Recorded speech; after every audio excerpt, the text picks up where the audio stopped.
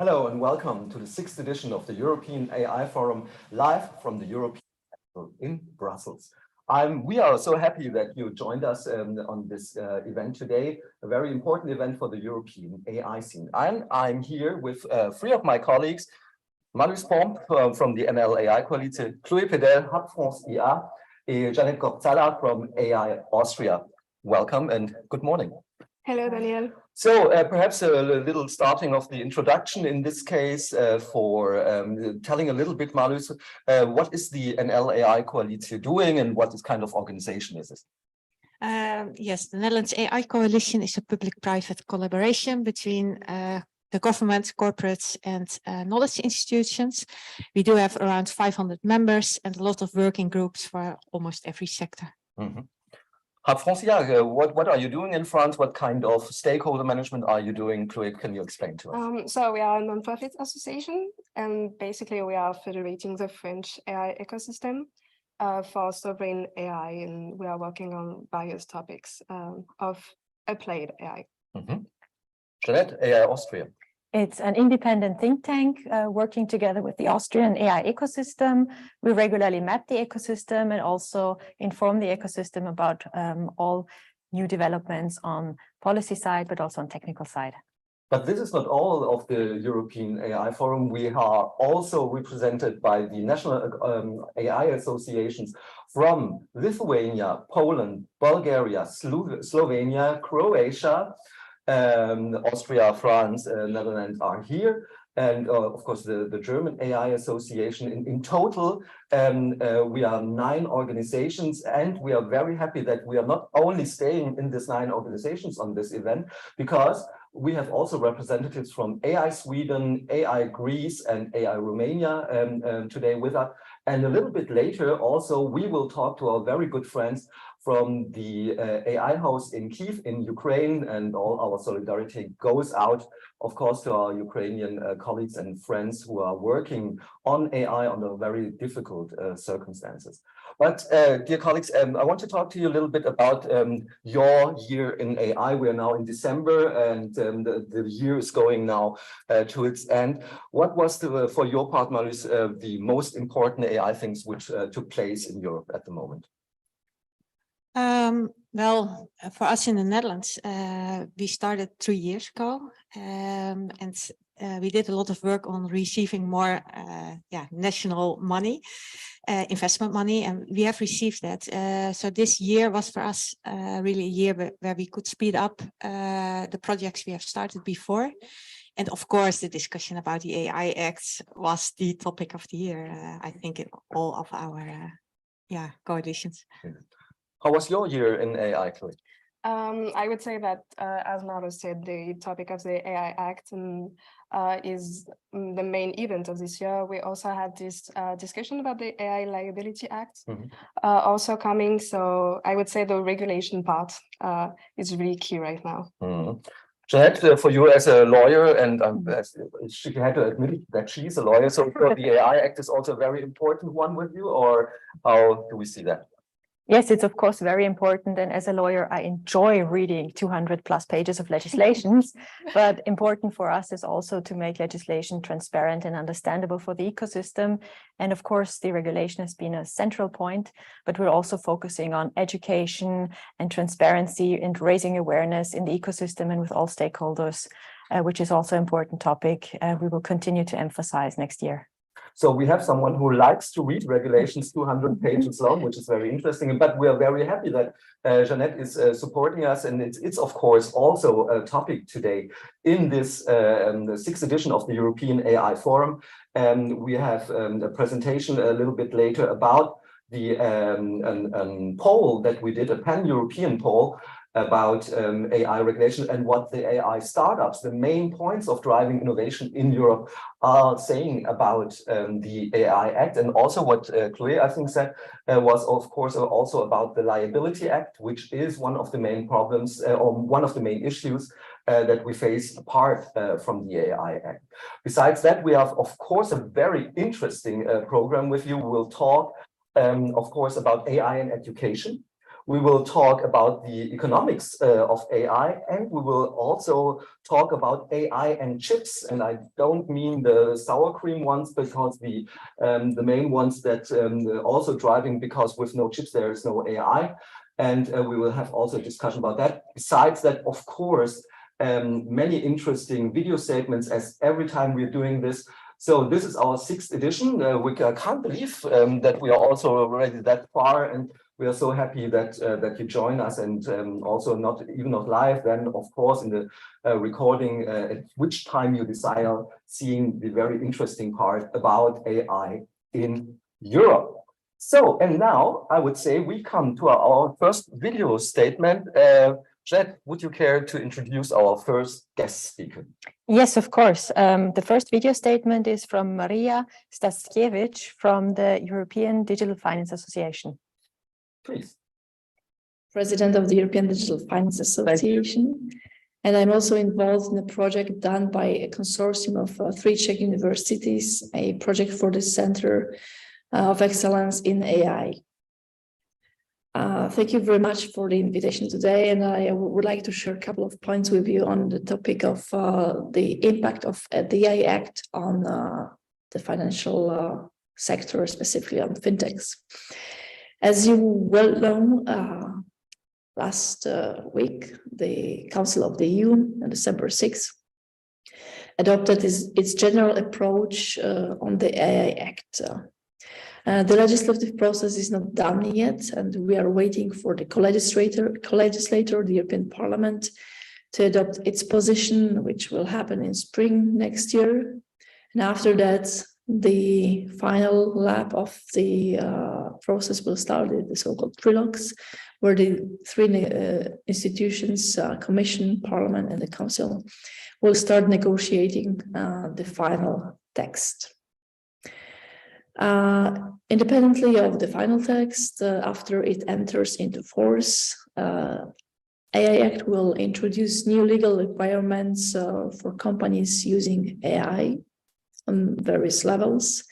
And as such, it will definitely increase the compliance burden for those companies. This means each company, small or big, will have to check, first of all, if they fall under this regulation, and this by itself will mean they will have to incur extra costs on top of the compliance they do right now. Independently of that, and throughout the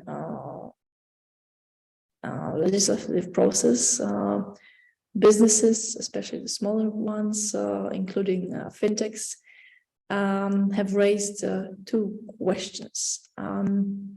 The first being whether we really need a horizontal regulation of the technology in a situation where the EU consumers and citizens are already well protected by existing general rules, such as those enclosed in the Charter of Fundamental Rights, or rules enclosed in sectoral regulation, especially in the case of the financial one, where the regulation is very strict.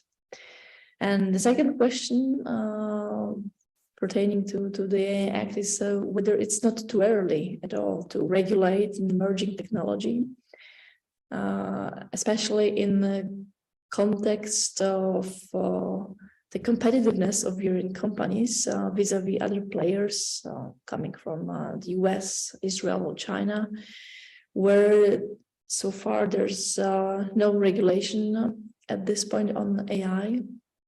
And if we create another layer of legislative regulatory burden on especially small and medium-sized enterprises, the question is whether they will this will not kill their competitiveness and will not force them either to close or to change their location and leave EU for other destinations like US or Israel. Specifically on the points of importance and negative impact that are contained in the general approach, which of course is not the final text. are two. The first is the inclusion of general purpose AI into the AI Act. It wasn't part of the initial text done by the Commission. However, throughout the legislative process, the proposal was enriched by the idea to include general purpose AI systems, GPAI, into AI Act, which by itself defies the logic of the risk-based approach of the AI Act, and as I said, the Commission own drafting.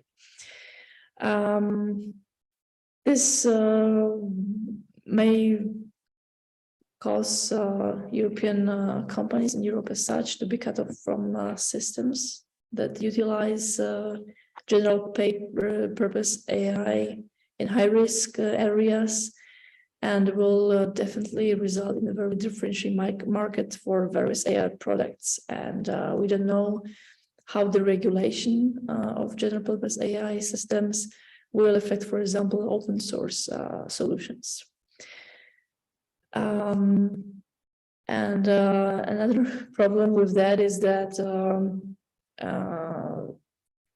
the AI Act says that general purpose AI should be regulated, but it gives the European Commission an immense power by saying that the list of the requirements that the general purpose AI systems should comply with will be developed by the European Commission within a year and a half after the Act enters into force. This is a very huge responsibility that most likely will be put into the Commission's hands, and the question rises if it should be the Commission and not again the Council and the European Parliament to decide on that. The second problem with the general approach adopted by Council is the high-risk classification that will face the biggest regulatory burden. Despite numerous engagements from businesses, small and big, the Council position still leaves a very wide scope of high-risk categories, which are overlapping and capturing many areas which are already comprehensively regulated by existing laws. This is specifically the case of the financial sector. It's really a good example. We are of the opinion that regulation should not lead to duplication of requirements, which will create another layer of confusion. And as you definitely, but you definitely as well know very well that financial services sector is already subject to a strong sectoral regulation supervision, which ensures consumer protection, risk management, and financial stability in all services that require a license. Independently, whether those services involve the use of technologies such as an AI. And the specific, the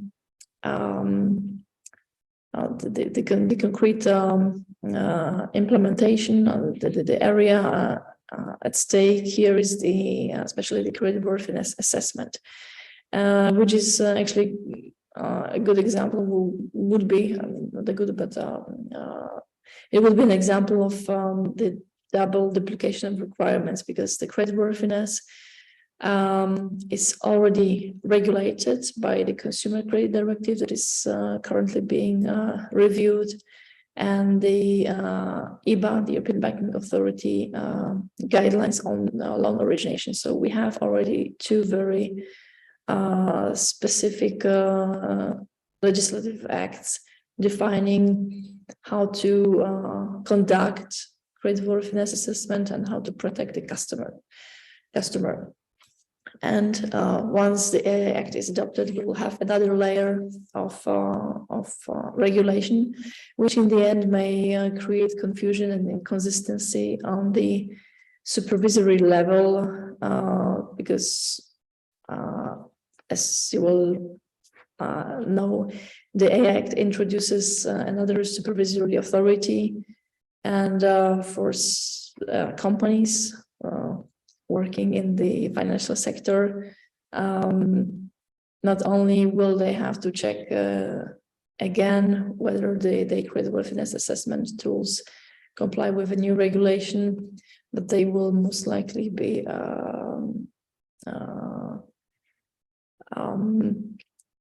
dependent on yet another authority interpreting the rules.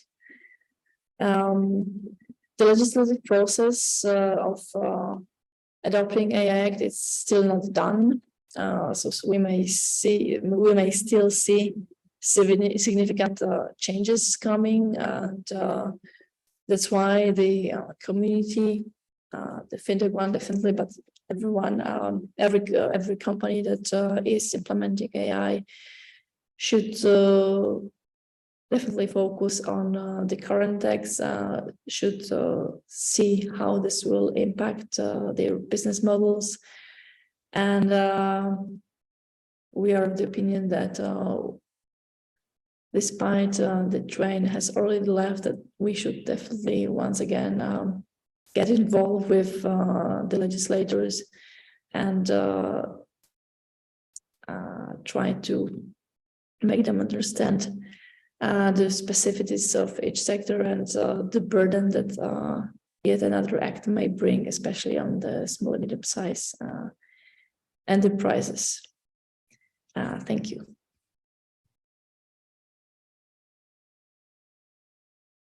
Thank you very much, Maria Staszkiewicz, for your insights into the financial industry. And we are very happy now to talk about the details of the European AI Act and the European Liability Act. Some months ago, together with our friends from the appliedAI initiative from Munich, we discussed the European AI Act and the consequences, of course, for the companies, for the startups, for all who are participating in the AI ecosystem in Europe. And then our good friends from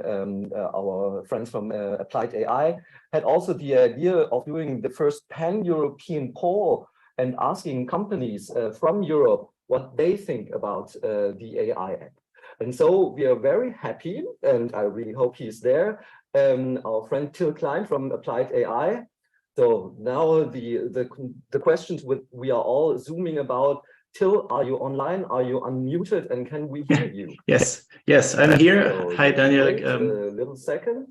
Can you hear me? You're not watching him. As you see, that is before the pandemic and after the pandemic, always the same thing, waiting for a participant or the Zoom of doing things. Hello, Daniel, are you here? And after Till, by the way, Professor Philipp from the University of Viadrina will tell us in detail about the Liability Act. That will also be a very part of the thing that we have in discussion in the next year. On the point of the AI Act, we have to see then what is the timeline, Jeanette, at the moment. So we are now in the discussion in Parliament, but there was also the final draft from the Council, I think, in the last month, in the last weeks. Yes, it's basically the AI December. So last week, the general approach was adopted by the Council of the EU. And now the ball is with the Parliament. So as soon as they have their view, we can enter into trilogues. The timeline, let's see what we expect, but current expectations are that the AI Act will be adopted sometime end of 23-24 and maybe effective something 25-26. Okay. Hello, can you hear me? A very interesting PowerPoint presentation and about the AI Act survey impact, which we are seeing right now. We are still hoping that we will see our friend Till. I'm here. I'm here. Second chance. Are you there? Brussels to Munich. Can you hear us? Yes, I'm here. Ich bin. Perfect. So we can't see you at the moment, which is a little sad. Can you hear me? You're on a very televised television face, of course. So we would like and asking our technicians that we can perhaps see him before we go into the panels. Can you hear me? Till perhaps you can switch your camera on if that's possible. Can you hear me in the first place? Yeah, yes. We can hear you perfectly. Great. So now I'm relieved. Put the camera on. Unfortunately, it's blocked from the host. So if maybe it's in the technical setting. Okay. So I would love to turn it on. Listen, then start with the presentation, and we'll try to fix that. Beautiful. Yeah. So I'm going to share my screen, and please let me know if you can see it.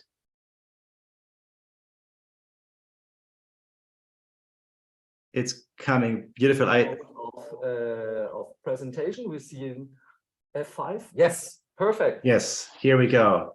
Now we're there. So thank you so much, Daniel, for having me. My name is Klein. I'm the team lead for Trustworthy AI at the appliedAI initiative.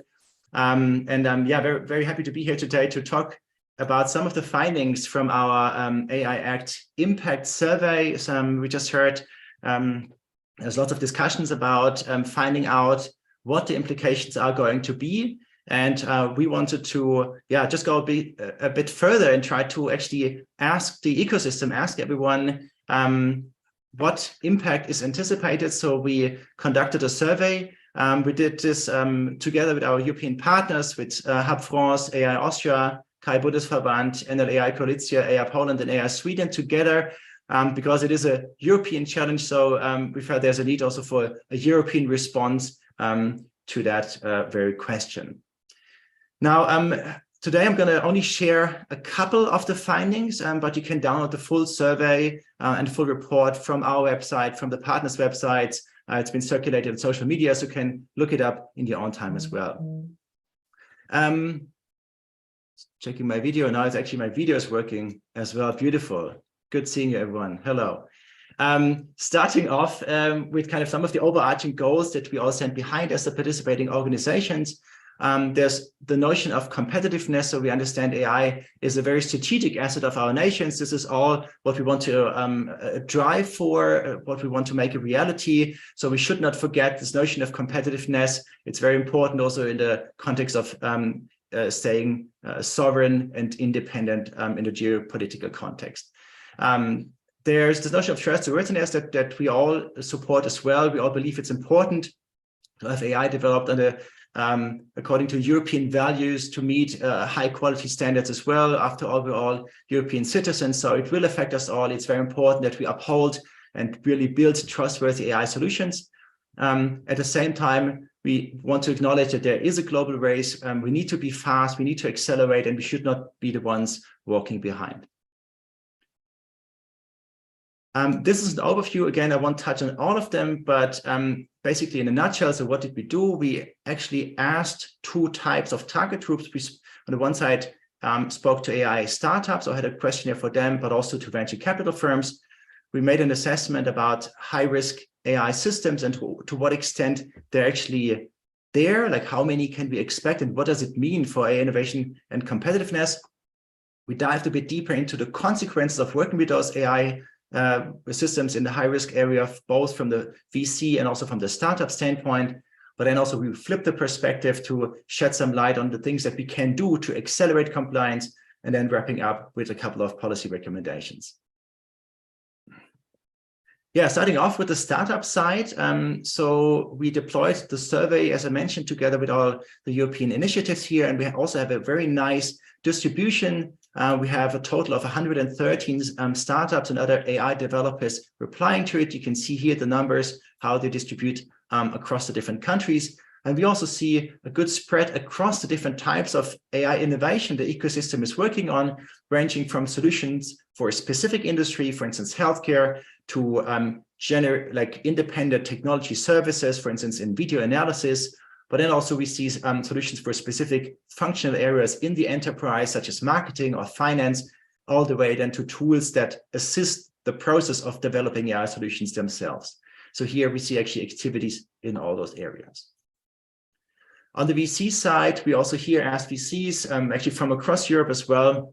We have a total of 15 replies. Not all of the VCs reply to all of the questions. So you see like sometimes the value changing here. But like reflecting on the status quo, there's a mixed picture on how VCs assess the European competitiveness. Some say it's actually quite competitive, or at least somewhat. Others feel it's rather not, or actually hardly competitive on a global scale. I think that resonates a lot with what we also hear in other media outlets. And this kind of is also a bit reflected in the share of their equity that involves AI. Some of them actually have the majority of their investments in the AI space, whereas others actually only have a small fraction of what their investments in AI-related startups. Now, starting off with this whole question of the high-risk system. So we have seen it's a very important one. It's very central when it comes to understanding the burden for the ecosystem. And here we simply asked, well, if you're a startup, then to consider your flagship use case and try to make an assessment if it would fall into the high-risk category or in any of the other risk classes. And you see the distribution here. And it turns out that actually nearly 33 of the respondents believe their use case could be a high-risk use case, be it Annex 2 or Annex 3, and another 15% are not sure. So that means we have a range of 33 to 50% of the use cases or startups that could fall into the high-risk category, which is actually quite alarming when you compare this with the numbers from the impact assessment from the European Commission, where the estimation was about something around 5 to 15%. So we have times X what is expected, and this is really important because we know that most of the requirements are actually only meeting high-risk use cases. So if it's times X, the high-risk use cases is also times X, the costs associated with that. We had a bit of a closer look into like, what does it mean, firstly, starting on the use case level, when a startup is facing high-risk requirements, as those outlined in Chapter 2. And we asked them to rate how easy or difficult it is to meet those requirements. We see kind of a bit of a spread here as well. And it's particularly data governance and risk management, which I see particularly difficult from the startups. Things like technical documentation I see not as difficult, but it's also worth noting that actually hardly anything is rated particularly easy. And since those high-risk requirements really affect the use case, and they also partially quite technical, it seems like here we can expect actually a rising complexity that everyone who's developing AI, be it a startup, being an enterprise, is going to face, just making it a bit more difficult to actually get your high-risk system to be compliant. We also asked, what does it mean as an organization? We know that if you're the provider of a high-risk AI system, you actually have to fulfill certain obligations. And we also asked here for a rating of what's easy and what's difficult. Again, a mixed picture, but what turns out to be particularly difficult from a startup standpoint is everything related to placing the system on the market. Right, so we have number one here is conducting the conformity assessment before putting it on the market, implementing corrective action if there's a non-conformity after placing it on the market, like this whole notion of market surveillance, but then also things like collaborating with the competent authorities. And I mean, we can only kind of now interpret what this could mean or where it might come from, but when you compare startups with established enterprises, then startups, particularly in the AI space, they are rather new to the market, and maybe they have not been subject to any other union regulation before. So simply, maybe they haven't done any conformity assessments in the past. If you're an established company, you're falling under other union regulation, you just at least know the principle of what it means to do a conformity assessment. So here we see a difference in terms of the learning curve that startups have to go through, because they have to learn this whole thing of like, well, how do I actually demonstrate compliance? How do I work with authorities? Because they simply haven't done this before. The cost of compliance is a highly debated topic as well. Here we ask startups what they anticipate, looking now at the requirements as they stand. Here it seems that actually the assumption from the impact assessment is not too far off, right? So we're looking here at a setting for like the impact assessment is distinguishing between companies having an existing quality management system versus those that don't, and the effort needed to have one use case to be compliant, right? And here the range is between 160,000 and 330,000, and we see most of the numbers that we received is actually in this range. A few estimates are a bit higher as well.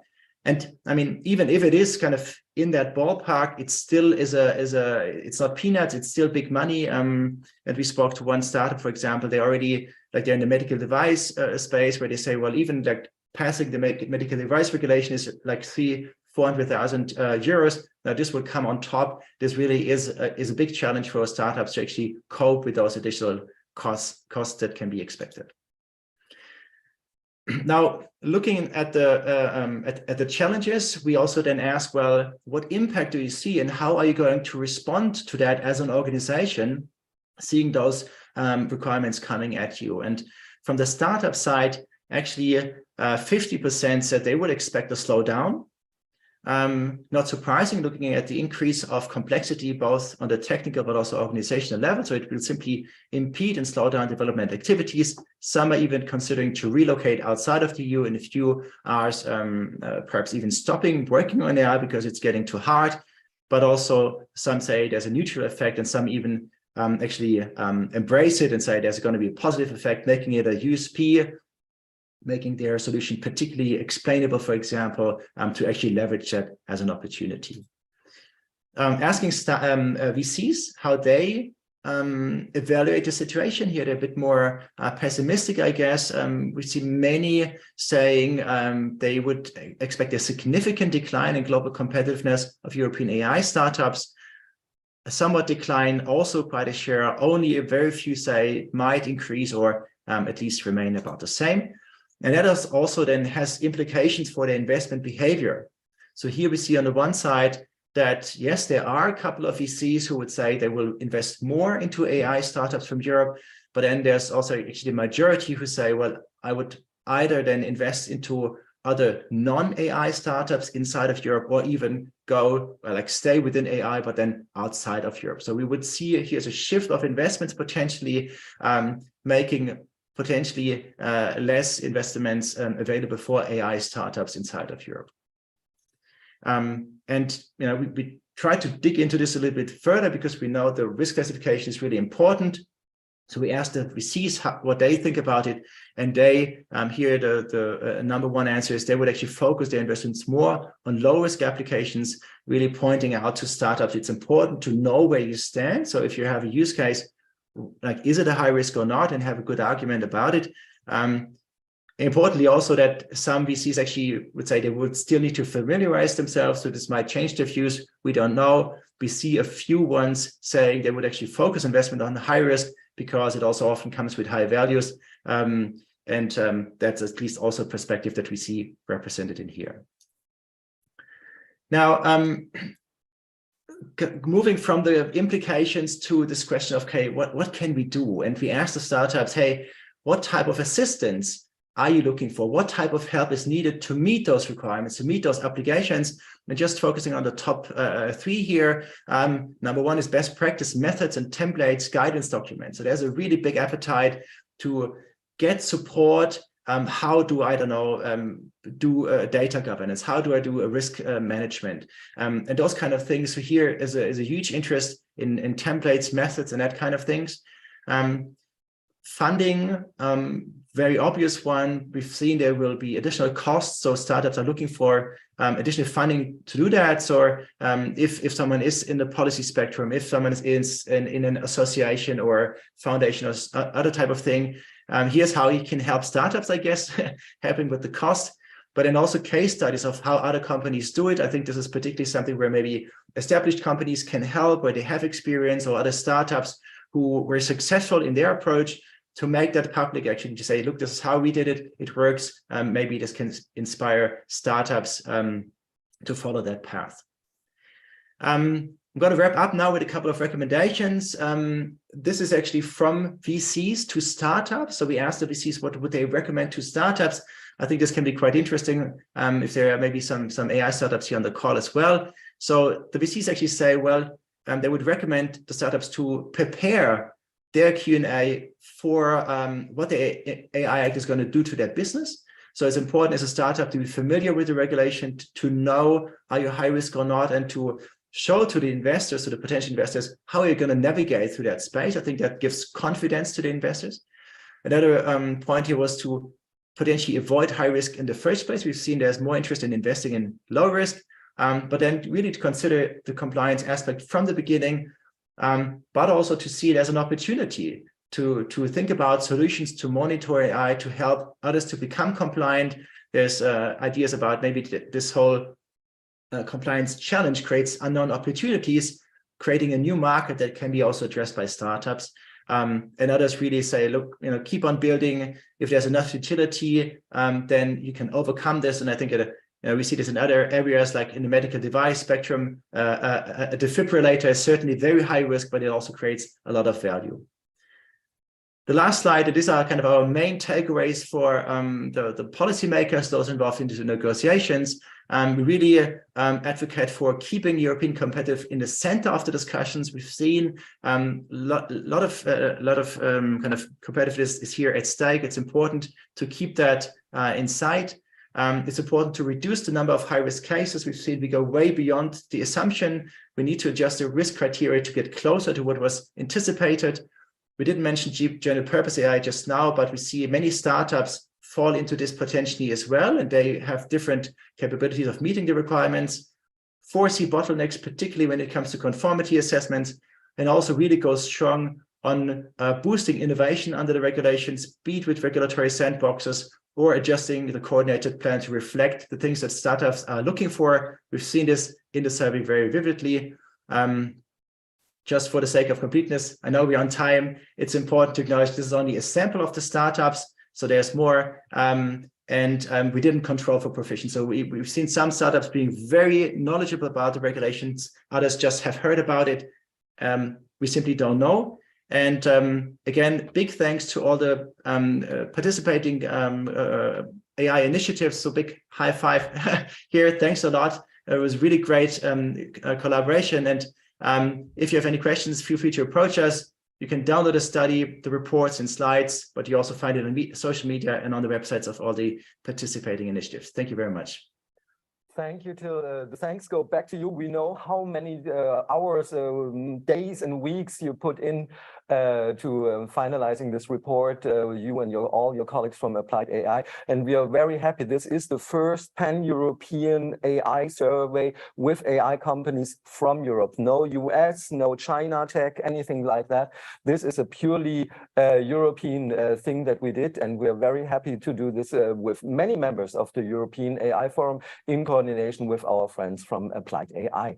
And for this case, we once again thank you very much. So there's not only the AI Act, there's also the AI Liability Act. So for non-lawyers, it is perhaps not so easy to understand, but we have a very good expert on this field. And it's Professor Philipp Hacker from the University Viadrina in Frankfurt-Oder, I think, if my geography lessons were good. And Philipp, very nice that you're here. And we are really looking forward to explain to us for the next 15 to 20 minutes what the AI Liability Act is and in which case it corresponds to the AI Act. The floor is yours. Many thanks, Daniel, and I hope you can hear us or hear me right from Frankfurt-Oder in that time. Yeah. So thanks again for the kind introduction and also for having me on this great webinar of the European AI Forum. Really important exchange, I think, and particularly also on not only the regulatory space as it concerns the AI Act, but also the even more recent developments in AI liability.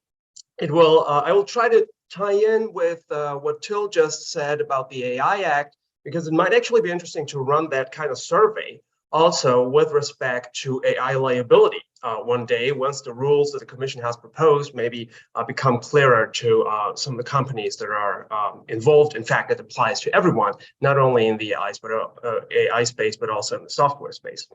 So I'll try to walk you through this area, which I think is really of crucial importance, not only because there's a lot of money on the table, but also because we have to be smart in order to strike a balance between, on the one hand, the legitimate interests of injured persons for effective compensation, and on the other hand, the legitimate interests of AI developers and companies, startups particularly, of being spared vexatious and potentially ruinous litigation. So it is a complex topic, and therefore I'll try to approach this in 3 steps in the time that I have. So first, since I assume that there are many non-lawyers on the call, I'll try to give a bit of an introduction about the current EU framework for AI liability. Then the second part, we will turn to the new proposals by the EU Commission, and we will see that, in fact, there is no such thing as an AI Liability Act. Would be great to have that. That's my proposal, to have that. But there are 2 distinct directives, and they're complicated. They interact with the AI Act in various ways, and I'd be happy to take questions on that later on. And the third part, I'll try to explain a little bit what I think would be a good way forward for an even better regulatory framework to support both compensation and innovation in the EU AI space and beyond. Okay, so let's get started, but just a small disclaimer, of course, in 20 minutes, I can only scratch the surface on so many things. So I have a paper out that you can download for free on the internet. It's called the European AI Liability Directives, and has all this and much more. It's 80 pages, so you'll find most of the things you're looking for, hopefully, in the paper. So first of all, just a quick overview of the current framework for AI liability. In order to make this a little more concrete, I'll try to walk you through a lead example, namely a crash, a car crash, which occurs quite often. And this is, of course, a US car, but we'll focus on the EU space, but not a crash with a normal car, but with an autonomous vehicle, such as, let's say, let's hypothesize a fully automated, fully autonomous Tesla, for example. And we know that increasingly there are crashes occurring with these cars as well, as reported in the media. Now, what does this mean in the EU? In the EU, we have 2 pillars to deal with these kinds of cases and with AI liability, AI incidents, accidents in general. On the one hand, we have the product safety requirements, and that concerns not only AI, but all products. In fact, it doesn't matter if it's a bottle of water or anything, your smartphone, there are product safety requirements in place, and they basically tell the companies what they should do, what they have to do and have not to do in order to get a product onto the market. But the product safety requirements, they did not tell you who could sue you. And it could also, they also don't tell consumers how they can actually sue those who are manufacturing the products. And this is what the product liability framework, which is different but related to product safety, does. So we have these 2 pillars. And wait for it, it gets even more complicated. Because in the product safety space, we have specific regulations. For example, for toys, how to manufacture toys, how to market toys. And then we have specific, and they are sector specific. And we have, many of them are sector specific. We have specific regulations, of course, for cars. Now, how is this square with the product liability space? Well, in the product liability space, unfortunately, we don't really have this sectoral approach. What we do have, though, is 2 layers. On the one hand, and this is something that's even complicated for lawyers to grasp. On the one hand, we have the member states of the EU, Germany, France, and so on. They all have their specific tort law regimen. So all of them have their regime, which enables consumers to sue companies that provide or that manufacture these goods. And then we have a second layer, and that's the European layer. And the European layer, since 1985, has had a product liability directive, which spells out a pan-European harmonized liability regime also for manufacturers. And so basically the 2 work in parallel, and it's enough for a claim to be successful under either of them, so that the consumer gets money from the company. On the flip side, you're liable as a company if one of these claims succeeds. So basically, you have to adhere to both of these regimes. Now, and that's only the liability pillar, plus you have the product safety pillar. Now, how is this affected by the new approaches that have been put forward? As most of you will probably know, there is not only the AI Act that was published in April 2021 that we've already heard so much about, But on September 28th this year, so just 2-3 months ago, the European Commission unveiled 2 new proposals, and that's an update to the Product Liability Directive that already exists, as you saw in the past slide, and it's a totally new directive, and it's only a proposal. Again, the AILD, the AI Liability Directive. Now, what does this mean? First of all, let's have a quick look at the differences between these 2 directives. Why do we have these 2 directives? That's a good question. I would say let's just have one of them and combine it all in one, but the Commission wants to have 2 at the moment. I think that's a bad idea. But the difference is that the PLD is an update to the Product Liability Directive, and the claim then of a consumer would be rooted in EU law, whilst the AILD concerns an approximation of the regimes of member state tort laws. And remember, we have these 2 pillars, right? We have member state tort law and we have European tort law. And so one addresses the European side, the other addresses the member state side. Second point, the PLD proposal looks at and revises substantive and procedural aspects of product liability. So basically, what are the requirements? What are the elements for liability, the material elements? Like, what does it mean for a product to be defective? That is what's in the PLD proposal, but also the procedural requirements. What does the burden of proof say? The AILD proposal does not look at the substantive requirements because that's supposed to be left to member states. And again, I think that's a bad idea, but that's the state of the art right now. It only has new proposals concerning procedural aspects such as disclosure of evidence and burden of proof. Third point, the applicability is different as well. And the PLD proposal, it applies to all kinds of software and products. So not only AI, but anything that's software, whilst the AILD proposal would apply specifically to AI as defined under the AI Act, which of course is a big debate of its own, and we can have a whole conference on that concept, of course. Fourth point, supposedly the PLD proposal and the PLD is based on strict liability, whilst the AILD proposal is based on fault-based liability. What does that mean? Fault-based means basically you were negligent, you breached the duty of care. If you look closer, in fact, you see that the product liability framework is also based on fault. And hence this distinction is totally artificial in my view, at least for 80 or 90% of the cases of the PLD. And therefore that should be abolished. And that all speaks in favor of, collapsing this into one regime that would then be much easier to comply with, I suppose, for companies and for consumers alike in pursuing their claims. So let's move forward a little bit and let's see how this affects the picture of the EU product liability landscape. So remember, this is just a slide that we had up before. How does this now change when we talk about AI product liability? In the product safety space, that's what we have the AI Act for. So it spells out these new product safety requirements for AI. And as you all know, it applies to toys and cars. But the funny thing is, and actually not that funny, it's actually totally ridiculous. Toys are high risk under the AI Act, whilst autonomous cars are not high risk under the AI Act.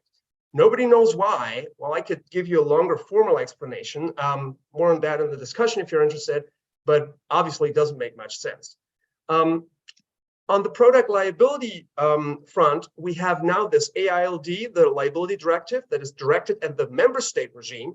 And we have the product liability directive proposal, the update that would concern the European space of tort law. And how does all of this interact with the AI Act? Well, it gets even more complicated. Can't wait for it, probably. So the AI Act influences directly the AI liability directive. Long story short, if you breach the AI Act, most likely the consumer will have a case against you under the AI liability directive. There's at least a presumption, and you can try to rebut that presumption, but that's going to be difficult as a company. How's the interplay between the AI Act and the PLD? Well, so far there's no explicit interplay, but it makes sense, and it's you can deduce it from the framing that if you breach the AI Act, the product will also AI product will be deemed defective, and therefore again there will be a claim also under the European AI tort framework. Now, let's break this down and ask ourselves, what does this mean now in a specific case of an accident with an autonomous vehicle? So first of all, note again that the AI Act does not say anything about this, about AI autonomous vehicle accidents. If you are in the space of credit scoring or insurance for life, health insurance, employment, those are some of the high risk, or medical devices. Those are some of the high risk areas that do fall under the AI Act. But again, for some weird reason, autonomous vehicles do not fall. In that case, you only have older product safety regulations that are already in place that, were meant to regulate cars like the ones that you see here from the 50s, the good old German Käfer, but obviously not perfectly adapted to the AI space.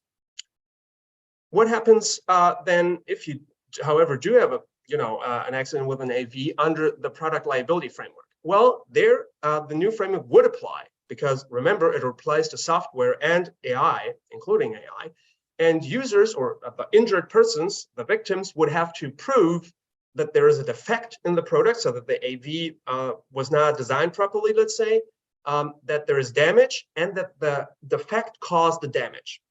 And if that can be proven by the victim, then the manufacturers, and that would mean the AI developers and the car manufacturer, both together, would be liable. How about member state tort law? Well, usually we have in the space of AVs, of course, we have specific rules for drivers and owners of cars who are liable. But say the victim does not want to sue the driver or the owner because they don't have any money, but rather the companies that were developing the autonomous vehicle. Well, there again, the AI providers, and that means the developers and the manufacturers, they're liable if the victim can show fault, so that there was a breach of a duty of care in the construction of the AI device, the AI system, that led to an incorrect AI output that then led to damage, and also needs to show causality through all of this, which of course makes it a bit more complicated for the victim. Now, what are some problems here with this setup? Well, first of all, legal certainty is a big problem. We have these two directives, they interact somehow with the AI Acts, all very complicated, even for lawyers like myself to get through all of this. Oops, sorry. So certainly we need more legal certainty and rules supporting innovation, I think. More on this in the final part of my talk. There's also questions that are interesting for lawyers specifically, but that also indirectly will very much influence the duties that and the compliance obligations that companies face. Namely, what does it mean for an AI system to be defective or to be at fault for a person designing an AI system in the first place? What does that mean? I cannot go into detail here due to time constraints, but you find more of this about this in the paper and more about it in the Q&A if you'd like. And finally, there's of course from the other side, from the consumer side, there's a problem of enforcement, because you've seen all of the different elements that the consumers needs to prove. And here, defect and fault and causal links, that's going to be awesomely difficult for all of the consumers to actually prove this. And hence, I believe that the Commission actually looked at mainly this enforcement aspect and tried to design then the AI Liability Directive and the PLD to address this problem primarily. So what they did is that they designed a couple of presumptions, and those concern the different elements that I try to put up here. And the first one, of course, would be fault, and fault can be presumed under the AILD if under certain circumstances, basically there is a claim also, or a right for consumers to get access to all kinds of information, for evidence to be disclosed if they need that evidence from the companies in order to build their case. If they have a plausible case, but to prove their case, they can get evidence, like a bit like in the US, this pretrial discovery. There are differences, but it's more of a nuanced thing. And if the company does not reply to this request for data, then it is presumed that the company was at fault. And additionally, there's this Article 4, which then spells out presumptions for the causality between fault and the AI output. And interestingly, this is where the AI Act comes in. So if you breach the AI Act, then Article 4 kicks in and says, well, now there's a presumption that if fault can be proven, also led to the incorrect AI output.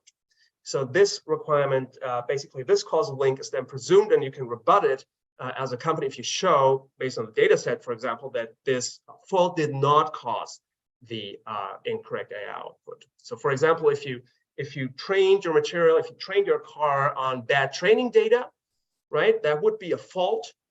And then the consumer would have to show that this actually caused the accident, because in this edge case, some of the car did not recognize wherever the truck that was coming. And that's difficult for the consumer to do, of course, because you would have to show as a consumer that had the AI been trained with the correct training data, it would have recognized the truck in this situation. And that's incredibly difficult to do. And that's why this causal link is then presumed. And all you can do as a company is basically retrain your model with a good data set and show that even with this good data set, it would not have recognized the truck because, I don't know, something weird happened and it wouldn't have recognized it, even if you undertook best efforts. What about the PLD? Well, there's a presumption also even for the defectiveness of the product. And this, again, in my view, includes a breach of the AI Act. So if the AI Act is breached, basically there is probably a presumption of fault, and there's also a presumption of defect under the PLD.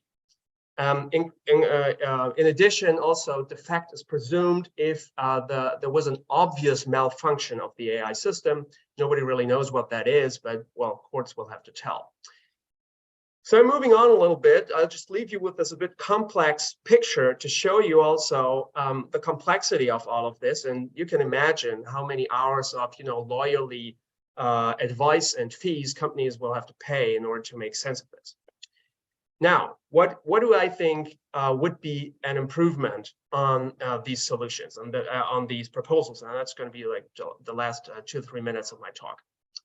So first of all, I think we should scrap this distinction between the AI Liability Directive and the Product Liability Directive. It's just too complicated. It doesn't make sense. It doesn't work.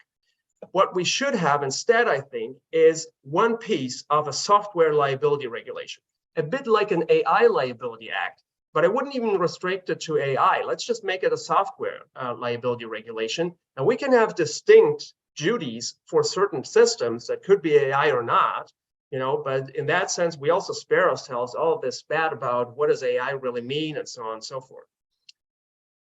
And that should be part, I think, of the PLD update. And we should also conceive it as a regulation and not as a directive, because if you have a directive, this means that in the end, there's going to be 28 different versions of this floating around in the European legal space, because every member state then has their own transposition of these directives. So I think that doesn't make sense from a coherence perspective, and also not from an innovation perspective.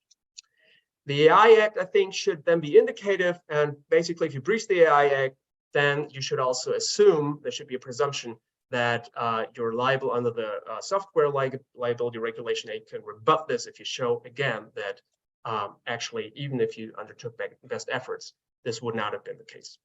The accident would have occurred.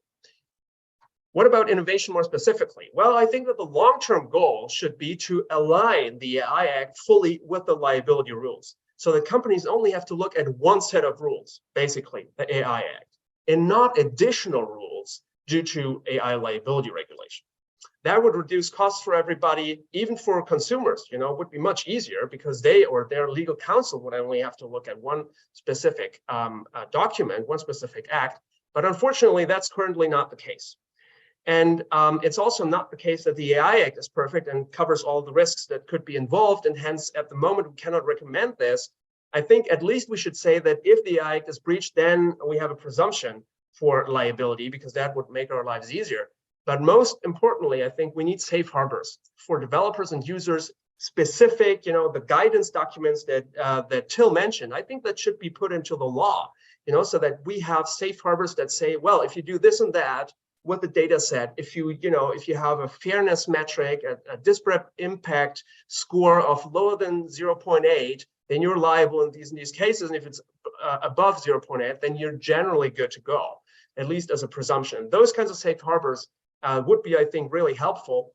And there's a potential blueprint for that. If you're a lawyer, you might know the Lemford-Lucy procedure that was used in capital markets law, where you have a framework and then specific implementing acts, could be sector specific, with use cases where you have these specific safe harbors and guidelines that are not merely guidelines, but they are part of the law, but that are evolved with stakeholder consultations and so on.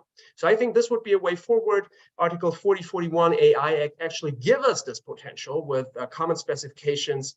And I think this is something that we should absolutely use.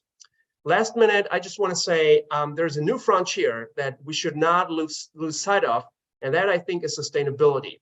Because as we know, AI systems can be used to mitigate climate change problems, but at the same time, they also consume a lot of energy, particularly during AI training.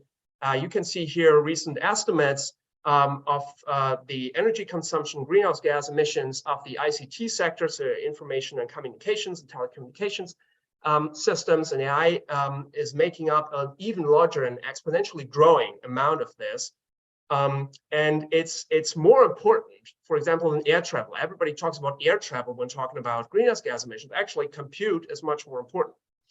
And hence, I think that this is something that is currently not addressed at all. It's a blind spot in the AI regulation. And in closing, I just want to make two suggestions for future discussion. I think in the AI Act, in the future iteration of that, or in the final version, we should have something like a sustainability impact assessment that takes greenhouse gas emissions off a model as a factor.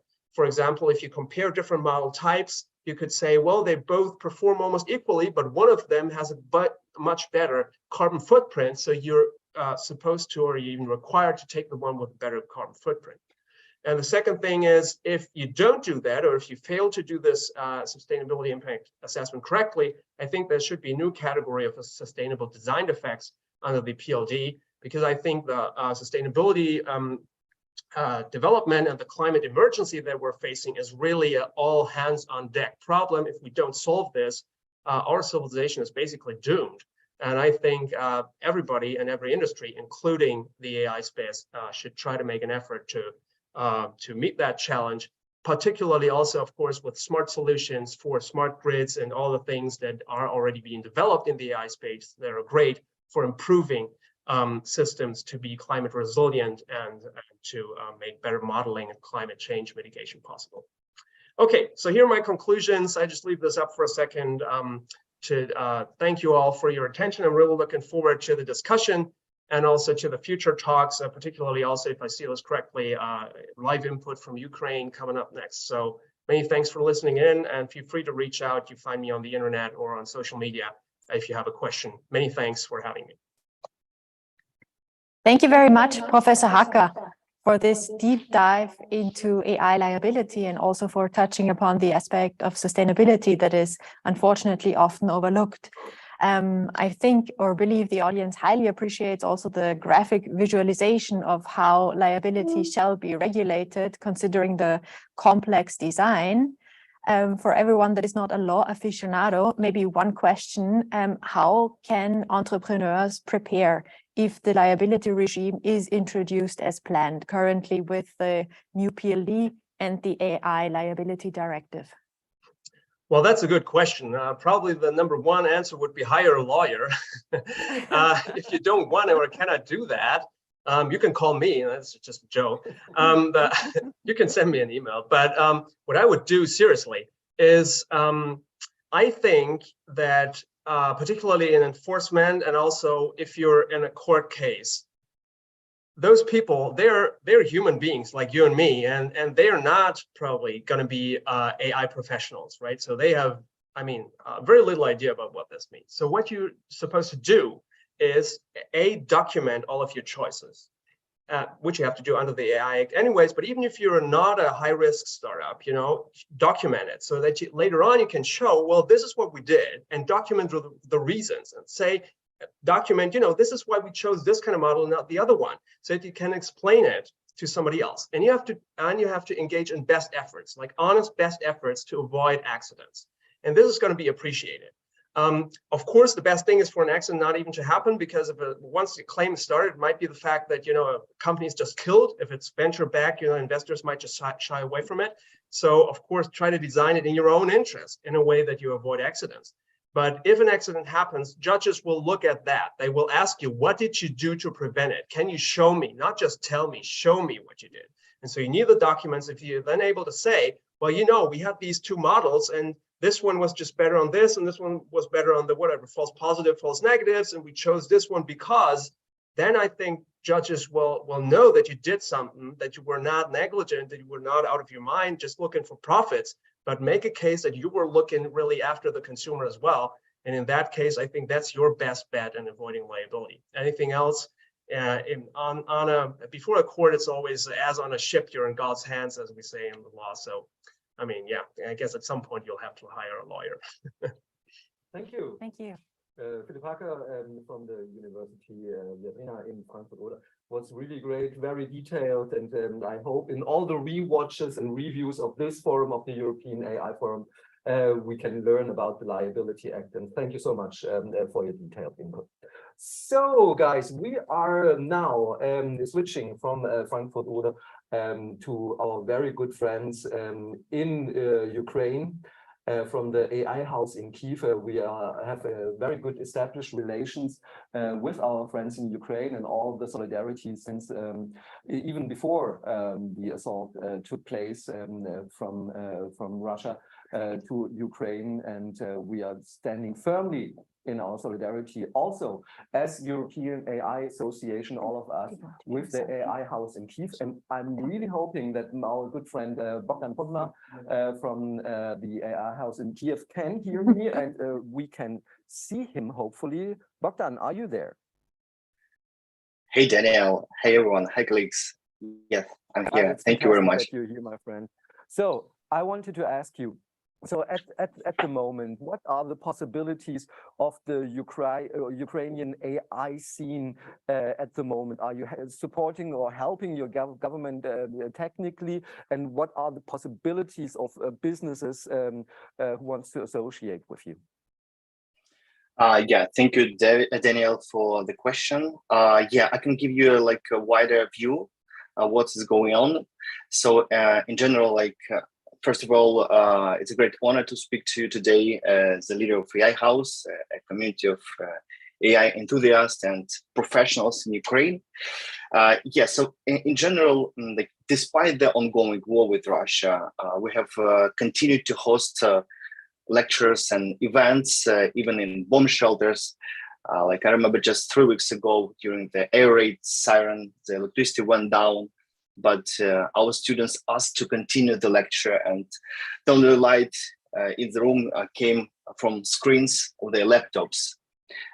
So in general, we continue to work even harder. And in terms of government and the relations with government, it seems like we are more open for applied AI in general, because like we are 100% ready for any collaboration, for example, for any research, for any tests, etc., etc. We can be a field to test new technologies in general. Yeah, so long story short, we would like to collaborate, we would like to partner with you guys. And of course, the government is ready as well. Well, thank you, and we are so happy that that you're here with us, and also as a kind of associate partner of the European AI Forum, and we are really looking forward incorporating. So tell me, Bogdan, if someone, well, how can I say, can someone who wants to support the Ukrainian AI ecosystem and wants to help, can you reach out via LinkedIn and said, I want to develop something considering AI, perhaps not ChatGPT at the moment, but in the case of, can they get to you personally, and you will move the question on and the possibility of working for European companies, etc. How could we reach out to you? Yeah, sure. Just in general, at AI House, we has also hosted online lecture with top international AI researchers, including Turing Prize winner Jorge like more than 700 ML engineers attended these events, like in autumn. This is a testament to the hunger for knowledge and expertise in the Ukrainian community. And next year, we plan to host even more amazing events, and we invite you to join us. As I have been talking to different companies and institutions across Europe, I have noticed a diversity of approaches and expertise in the AI ecosystem. And this diversity is a strength, of course, as it allows for different perspectives and ideas to be brought to the table. And our mission is to bring these diverse groups together and facilitate the sharing of knowledge and expertise in order to support progress and become more competitive against US and China. And only by working together, of course, we can achieve more than we could do alone. And so if you have any interesting cases to share about business application of AI, or if you have a unique expertise that you would like to share to one of our events, please do not hesitate to contact me. And and I want to call on all of you to support our community and support Ukraine in the fight for freedom and democracy. Since together we can make difference and pave the way for a brighter future. Better words were never spoken. Bogdan, thank you so much. All our solidarity and our hope for the fight of the Ukrainian people in the struggle for democracy and for your existence as a country itself. So thank you so much. All the best, and we hope to see you soon in some way in real life, IRL. And all the best here from Brussels to Kyiv. Thank you so much. Thank you very much. Likewise. Enjoy. Cheers. Cheers. Bye-bye. And now, dear friends, Chloe is now at my side. We are moving now from Kyiv to Sweden. Yeah, we are traveling all the way to Sweden. We are really lucky to have today Mikael Ljungblom. He's head of public affairs at AI Sweden. Mikael, if you're here, if you can hear us. So we see. Yeah. And we wait a little bit. Perhaps it's even. There he is. Hi, guys. Thank you for inviting me. It's really nice to see you. Thank you for coming. Maybe we could start. Can you briefly explain to us what you are doing with AI Sweden? Yes, I would like to share a presentation if that's okay. Yeah, sure. Excellent. So just a brief presentation about AI Sweden. We are basically the National Swedish Center for Applied AI. We're a neutral platform. We're not for profit, and we're broadly funded by the private and the public sector. Our mission is to accelerate the use of AI for the benefit of the Swedish society, our competitiveness, and for everyone living in Sweden. So that is the basis for everything that we do. We are at the moment about 60 people. We have run about 50 talents through our talent programs. We are located in 11 cities across Sweden, as well as Montreal. We have a person that we've sent out to tap into the Canadian ecosystem. And we gather partners from the public sector, from academia, from the private sector, and from the startup scene. And basically, our partners are key for everything that we do. So we do all the things, all the projects and every initiative that we do together with partners, but we also do it for them. And this is really, really key. So we gather, we have the Swedish sort of big manufacturing companies. We have a few of the American tech giants, if you will, startups, municipalities, authorities, and academia. And the key way of working for us is to really try to invest together and share with many. This is the only way we in Sweden can leverage all the different efforts, all the different kinds of knowledge and tools that are existing in different organizations, and actually sharing this knowledge widely in the ecosystem. And this is why we always use our partners, both for building knowledge, but also for sharing it. And a brief overview of how we go about this. We used actually the enablers that appliedAI from Germany have developed, and we've sort of mapped our different initiatives under those enablers for applying AI. So we have the infrastructure in the data factory. We do several strategic initiatives, including the natural language understanding and decentralized AI. We have talent programs, training and learning, organizational change in AI transformation, and also international relations and networks.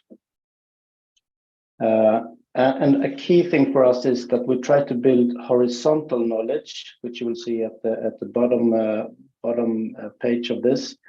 And we use this knowledge in several different sectors. So for decentralized AI, for example, this is relevant both in the healthcare sector, in the car manufacturing sector, but as well in the space sector.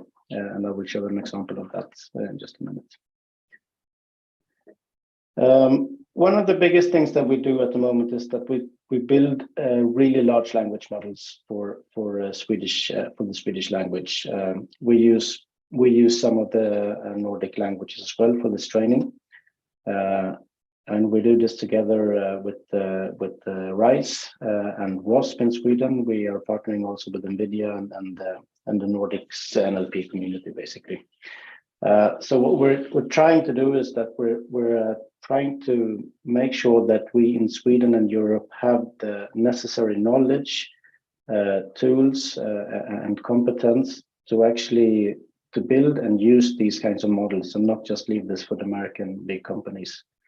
And at the moment, we have just pre-trained. We have trained a model of 20 billion parameters. This is still small in comparison. The next step would be 40 billion, and then we would be up to 175 billion, and then we would be at the sort of GPT-3 level. So that's the ambition going forward. Final example, we have built up a lab, or the Edge Learning Lab, where we try different techniques on decentralized AI. We have a number of different partners in this, both national and international. And just as an example, we have the first external Phi lab of the European Space Agency is placed in our Edge Learning Lab in Gothenburg, along with researchers and investments. That was it, very briefly, on AI Sweden. Thank you, Mikael. Just one question. The Swedish presidency is coming. Yeah. Do you have any plans for this specific time? The Swedish government is actually organizing a conference on sustainable AI. This will happen on the 2nd and 3rd of May in Gothenburg. And of course, we're providing input, and we have a dialogue with them about this, but that is what they are organizing. And apart from that, we're also organizing what we call a Future of Democracy Summit, which is sort of in the intersection between AI, technological development, and democracy. So that would also happen during the presidency, with a sort of touch of EU in the theme. Yeah, so great plans ahead. A lot of great things coming. I think we have to move forward. Thank you very much for joining us today. And I hope we will see each other again in the context of the European AI Forum. Thanks a lot for having me. Yeah, thank you very much. Bye. Now we have to move on, and we are moving on to a crucial topic for the maturity in AI for the European ecosystem. We are going to talk about the European Digital Innovation Hubs, and we are starting with the presentation from Malgorzata Nikowska, Head of Unit and Digital Transformation of Industrial Ecosystem at the European Commission.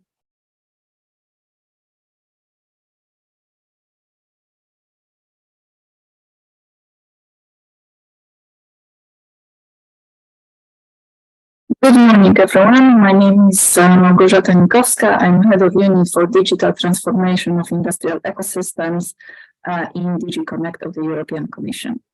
And today I'd like to tell you a few words about the European Digital Innovation Hubs network that we are currently setting up.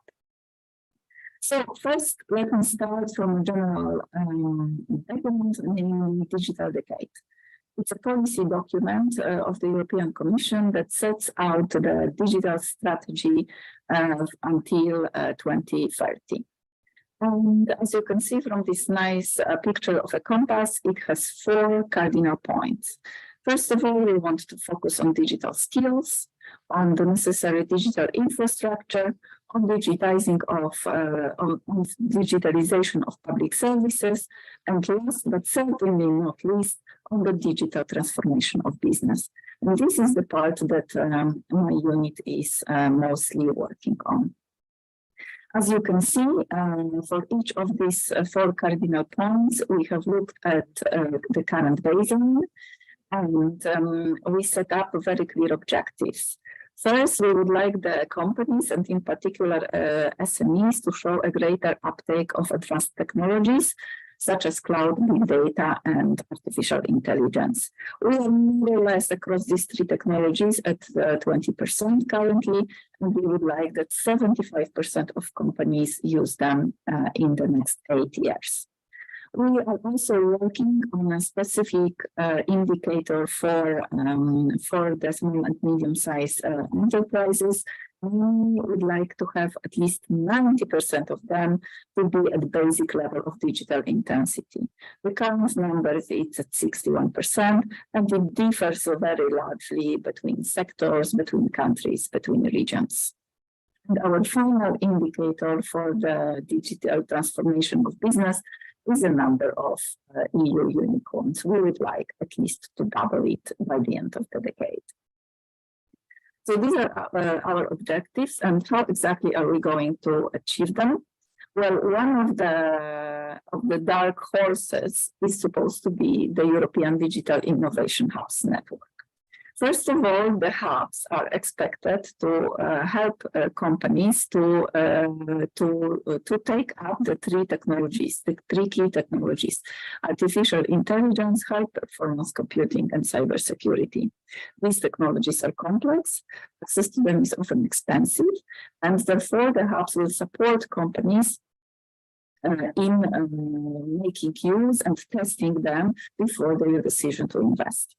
And how will they do that? They will mainly provide technical expertise, but also experimentation. And this, we hope, will be really the changing factor that will contribute to more companies taking up these advanced technologies.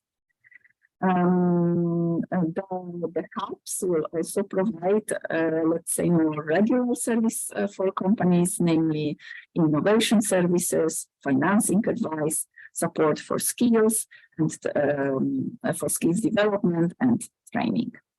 And of course, because the priorities of the European Commission are to lead Europe towards a clean transition, green and digital, in every aspect of their work, they will look to ensure that the transformation is sustainable.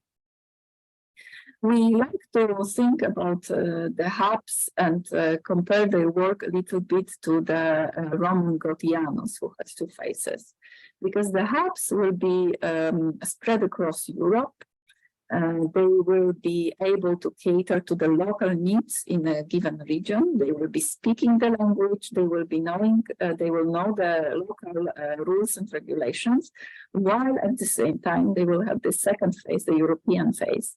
And that will be turned towards the network, where they can learn from each other, but also support each other. So if a given company in an area cannot be supported by a hub in the area, we can help them to reach out to other hubs who might have the services needed.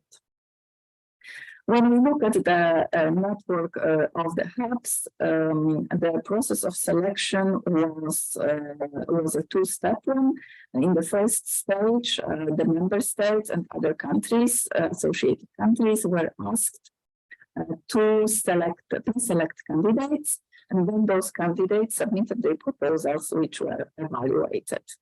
Currently, 136 hubs were invited to prepare a grant agreement. We are finalizing the signatures, and most of the grants will start operating in January. Though some have started already this autumn. We are also currently doing a second call, which aimed at completing the network for those countries who still had funding available, or which didn't have proposals in the first round. And around 15 hubs should further join the network. What is more, some of the proposals were so good that though they didn't make it for the European funding, they received so-called seal of excellence, which we hope will help them to get either funding from the member states or from other sources. Quite a few member states have already said that they will support at least some of their seal of excellence. The hubs will be supported by Digital Transformation Accelerator, who is a service provider and whose job is to make sure that the network between the hubs is fully operational. If we look at the number of hubs per member states, as you can see, there is quite a few. There is quite a big diversity. Besides the funding that was attributed to a member state, that also depends on the choices made on the size of the hub. The smaller the hub, the more you would have them. All in all, let's say the average number is more or less 4, where we have the highest number of member states with this number of hubs, and only 1, 2, 3, 4, 5 member states have 10 or more in their territory. Not surprisingly, these are one of the biggest member states. If we look at the technological coverage, there is absolutely no surprise that artificial intelligence, cybersecurity, and high-performance computing are at the top. Those are their preferred technologies. But the hubs cover a very, very wide range of technologies, including media, big data, robotics. In terms of sectoral coverage, most of the hubs, more than half of the hubs, will support manufacturing and processing, but there are a lot of hubs that will work for healthcare, agriculture, public administration, and energy. And the list is actually much longer, so if you have a company specialized in some small sector, it is probable that there is a hub in Europe that specializes in that sector, even if that won't be the local. The hubs are supported from the Digital Europe program.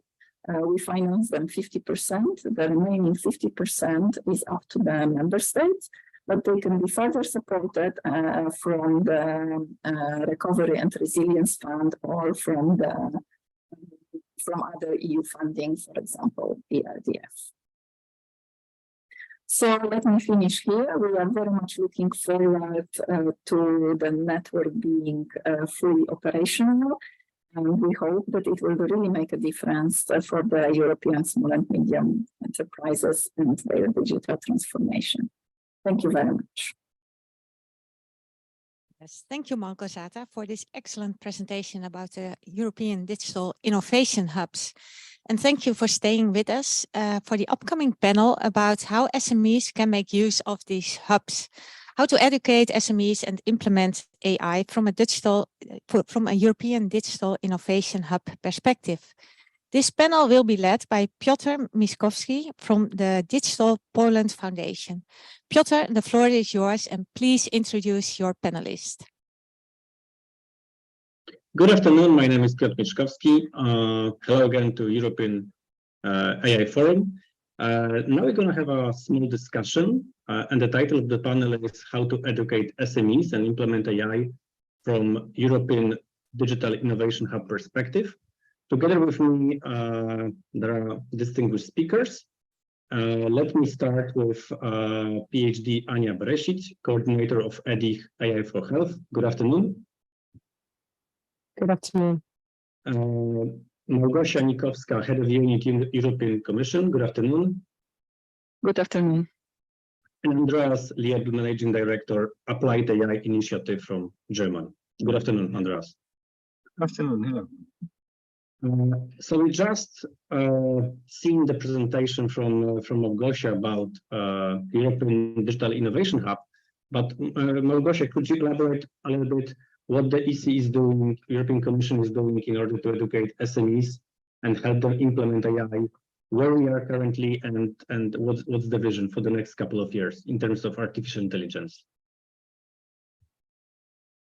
So the road of the European Digital Innovation Hubs is basically just starting, though it's not a starting from scratch because there have been other structures before, not least Digital Innovation Hubs without the European part, and other projects and programs that have been already working on this. What the hubs are doing and what is their kind of special element are two things. One, it's called a digital maturity assessment. So every company can come to the hub and let's say get like an initial screening of where they are in terms of their digital transformation. And after that, the hub will give them advice on where they could go and the technologies and systems that they could use to get better and to improve their score. And in that respect, they can not only give them suggestion on, training to follow or financing to get or specific technologies that could be useful for them to use, but they will also have something called test before invest. So certain technologies will be available there on the spot for the company to test if they would be really useful for them and bring them any added value. And I think this will be our dark horse in the whole operation of getting companies through the digital transformation, because it's very easy to say, yeah, you have to be more digitized, use more this technology, use that technology, and we all look through news, and our internet feeds are full of these magic solutions that can do anything. But with the test before you invest, they will be actually able to test whether the given technology, including but not only artificial intelligence, will work for them. So I personally see it as the biggest element that can bring us the success. But of course, there will be everything else. So they will be able to benefit from training, and they will be able to benefit from expert advice. And that will not be limited to the local hub. They will also be able to reach out to the network. And for example, if a certain hub doesn't have expertise in a given area, they will be able to reach out to others. Having said that, out of the 136 hubs, I think 120 specialize in AI. So we are in pretty good hands. You mentioned 136. So I guess please, reply how many agreements are already signed, and when SMEs, I would say, could apply for such advisory work and this, I would say, run this proof of concept or trials or test before invest. So it's going to be like 2023 or maybe 2024. What's the perspective and where SMEs could go actually? Is there any website, one website, or it's going to be broadcast by the ADI? How it's gonna be run? Well, thank you very much for this question, because I actually know the exact answer. We have currently 87 grants signed. But we have to sign them all basically, well, most of them have to be signed by the end of the year. And we are on a good path because the remaining ones are in the final stages. And except currently for 6, the rest of them should be starting on the 1st of January 2023, and quite a few have actually already started. One, I think, even in January, sorry, not in January, let's not exaggerate, in June this year. So the hubs, while not yet fully operational, as of January, they will really kick in and start operating in most of the cases. Where the companies can find information, currently what you can do, there is a catalog of EDIs available online. It's enough to Google EDIH catalog, and you will be led to the site. You can then look for the hubs by country, and while the biggest number, I think it's in Germany, it's 14, so it's not that many. You can quickly scan those that are closest to you and try to reach out to them. Quite a few of them already have their websites and are functioning, at least in this embryonic form. I wanted to say something else, but no. Well, I have a final question regarding, do you happen to know the impact? I mean, currently we have, you mentioned 136, probably there's going to be a second or maybe third call for next EDI, I would say. So there is a chance, I guess, to still get the grants. I think the second grant is still ongoing. I don't know if you could also clarify on that. But where is the impact that European Commission see that will happen thanks to this initiative? For example, we're going to have, like, I don't know, 50,000 SMEs who will be using artificial intelligence, or, you know, it's just maybe European Commission much more focused on educating the entrepreneurs at the beginning. So do you have any figures in mind? So, yes, but let me just come back to what I forgot to say in my previous answer. There will be something called the Digital Transformation Accelerator that also will be kind of fully operational as of January, and that will be the support action for the hubs to create their networks, and also a software platform which will allow, on the one hand, hubs to link between each other, but also the SMEs to look up exactly what they need, and it might turn out to be a hub in another country, for example. Okay. So back to that, and in terms of impact, so you probably heard about the digital decade and our high-level objectives that we want to achieve by 2030, and we would like to have 90% of SMEs having this basic level of digital intensity, and 75% of companies using advanced technologies, including AI, and the hubs are really a factor in achieving these numbers. So our ambition is super high because we have only now 8 years left. So we really have to kick in. And just one last point on calls. So in terms of calls, that's got a little bit trickier. The biggest call is over. What we are doing currently now, my colleagues are hard working on evaluating the next round of proposals, but this was only a completion. So for those member states who either had extra funding left from the first call, for those who wanted to evaluate their hubs for the seal of excellence, but no more EU funding, and for those who had no proposal, no winning proposals or no proposals made in the first round. So we expect only about 15 to 20 hubs to come out from this round. And then we will probably have a call for associated countries, but that might for a while be it because the network is fairly complete. We might have another call later on if there is additional funding, but it will not be such a big call, that's for sure. Okay, thank you. Anja, I mean, you're representing a coordinator of the upcoming, I would say, European Digital Innovation Hub, AI4Health. Could you elaborate on how you plan to educate SMEs and what are your, I would say, action that you plan? What is the landscape in Croatia and I would say maybe the timeline? Will you start work in January? And it's like... Yeah, we're one of the big lots starting on the 1st of January. Okay. Yeah, we've signed our the grant agreement, I might add as well.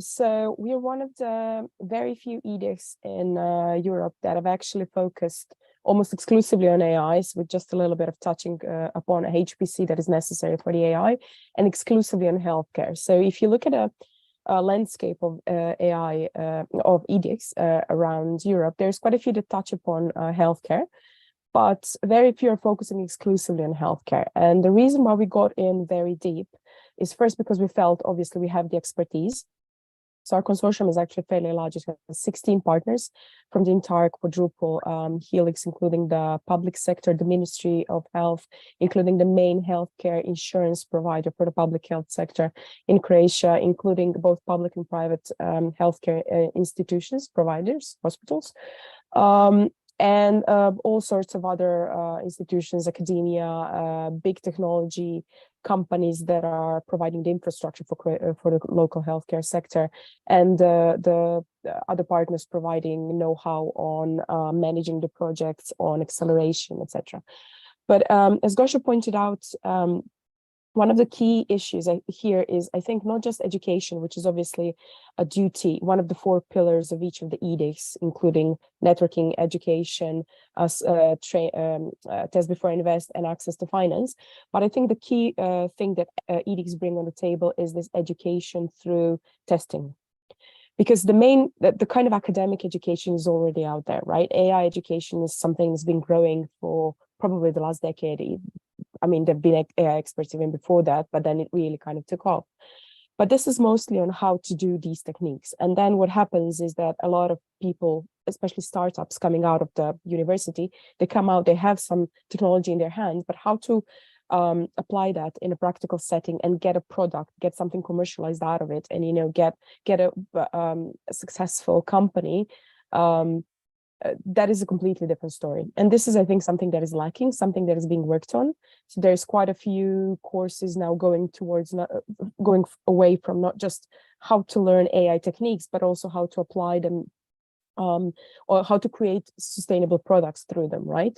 So giving kind of this whole new education on how to be an innovator in the AI world, if you will.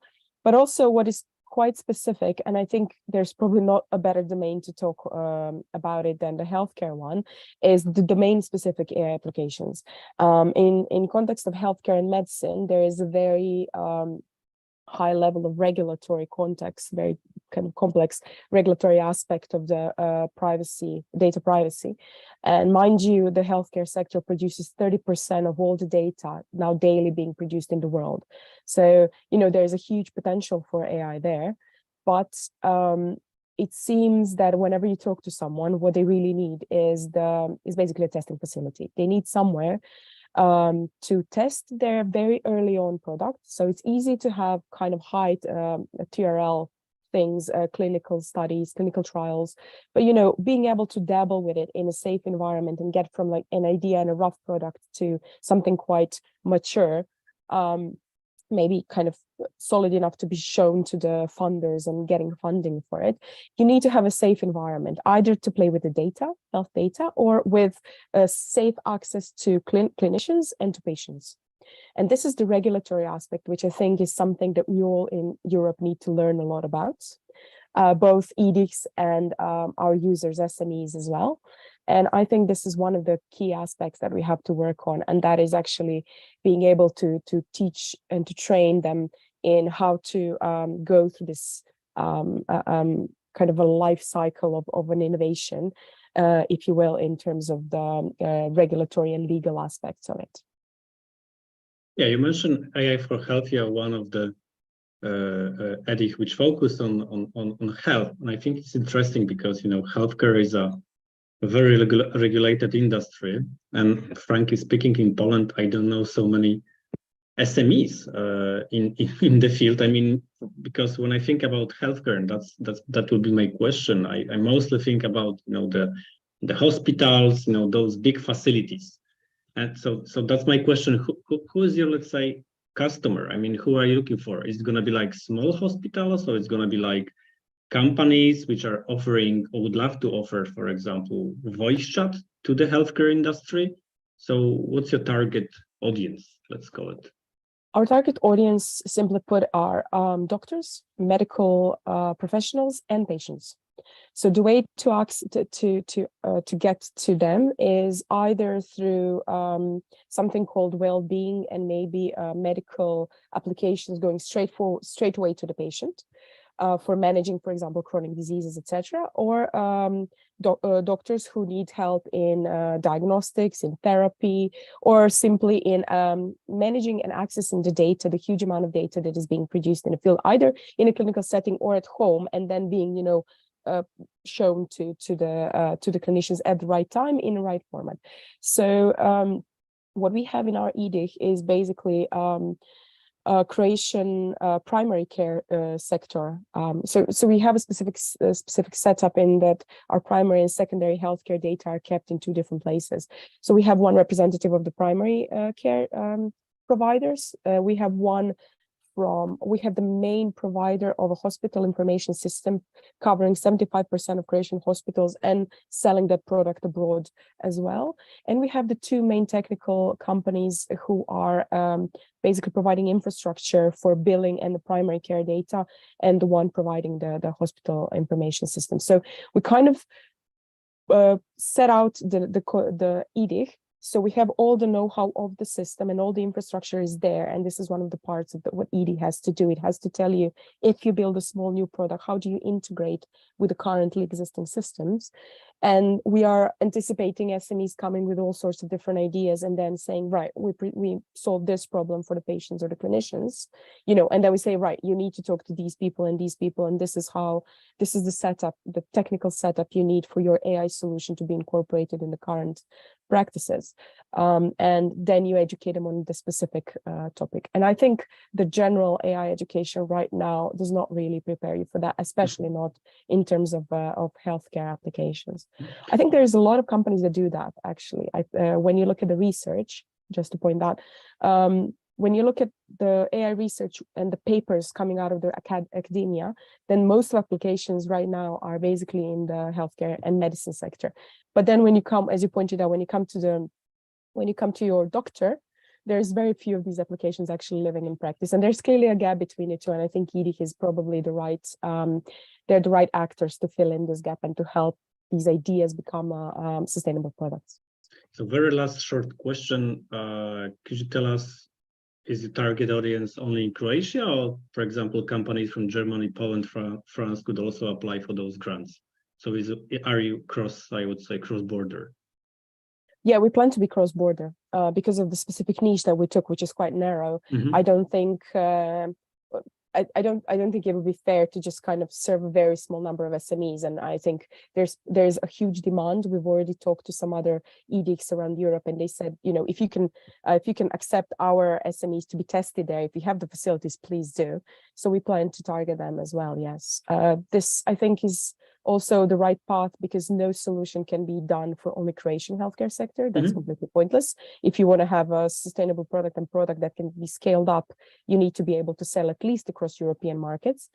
I think there is a huge initiative of AI associations across Europe to kind of map the landscapes in different countries. So to kind of facilitate, this country has a specific edict that has expertise for this and that, but then all sorts of SMEs emerging around Europe, through this network of AI associations can actually point and say, yeah, but you want to probably go there if you cannot fulfill all the necessary testing in your local area.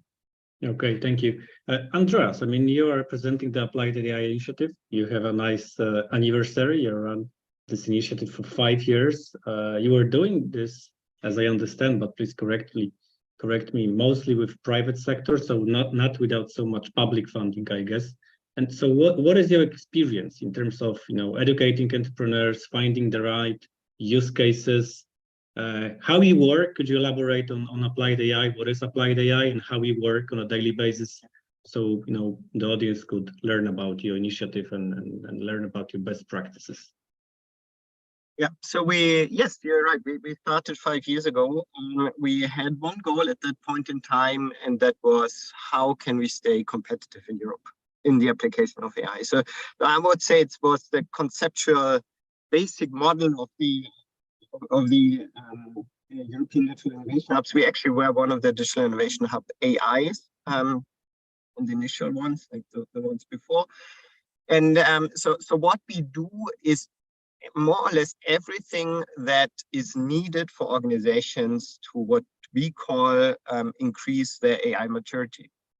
because it's not helped if we have many organizations that have prototypes in AI. It's about creating value with that technology. It's about being competitive on a global level. It's we have so many world market leaders, also smaller companies with very exceptional products, and they need to be state of the art in the future with AI.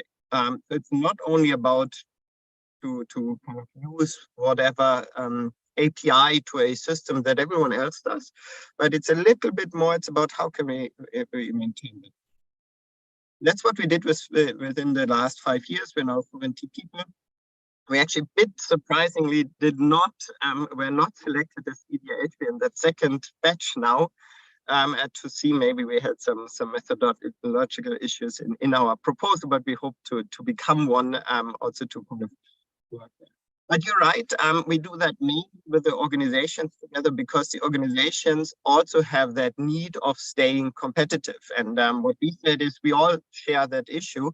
So why not collaborate? Why not do that together? And why not share the work within all of us and coordinate it a little bit better?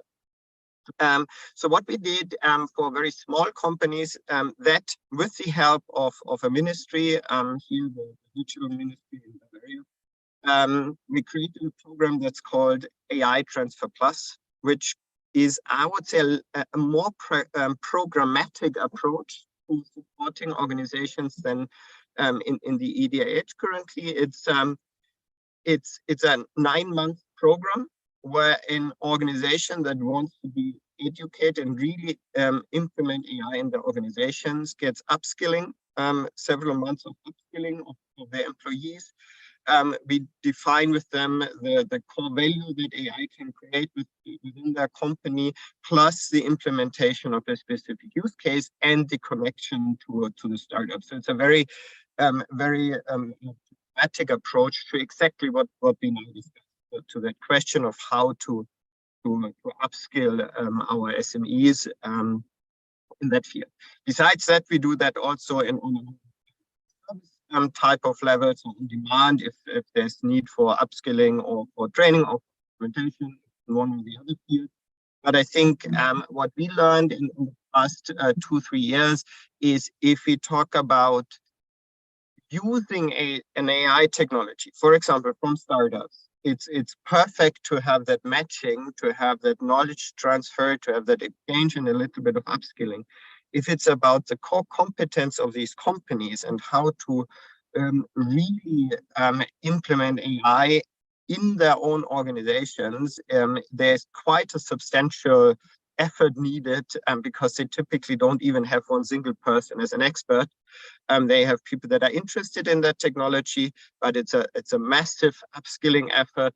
And we found that this program, this 9-month program, to really systematically advancing them in AI is actually quite a good approach to it. So let me ask you very briefly, is it like with startups, you have like a batches of companies, so you have a calls, or it's like floating? I mean, everyone could join the same in different time, I would say. So is it maybe the upskilling is, based on e-learning courses, or is it classes on your premise? How you run it?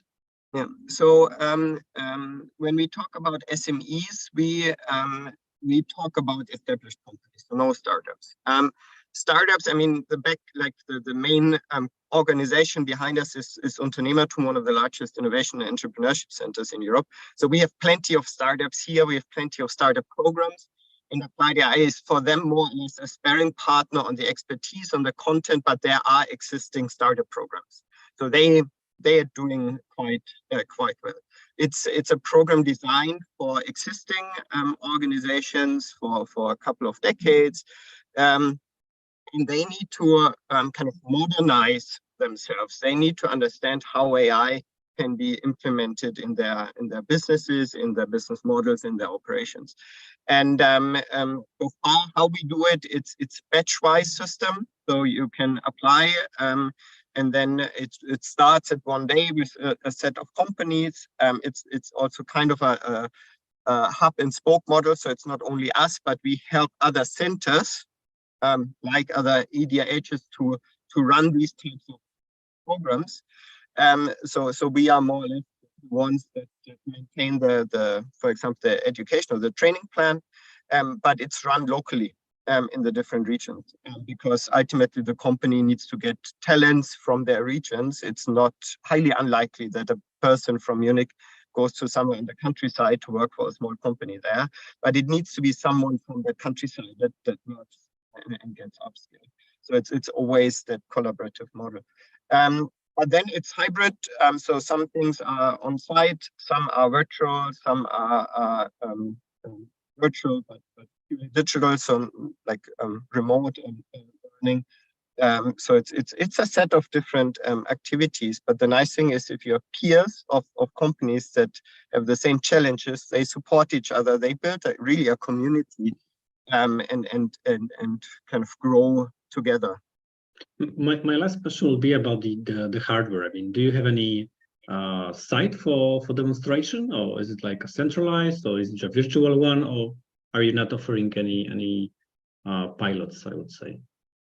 So we have training hardware, the GPU clusters, and so that's what we have. But just to give you an example, the one company was an agricultural company.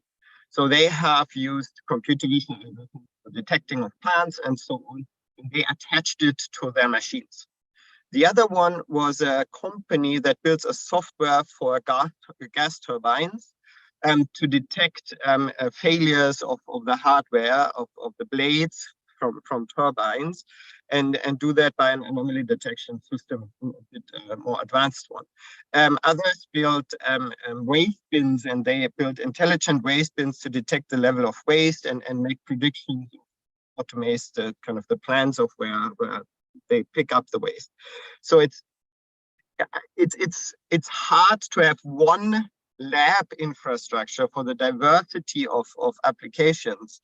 They typically do it on their side. What we do is what I would say a virtual infrastructure. So we built the MLOps infrastructure so that they can fast develop the prototypes, that they can do that in the future in accordance to the AI Act with all the trustworthy requirements and so on. So we built what we call virtual infrastructures, so they can be faster in their implementation. They typically do that then on site because it's so much related to their own products.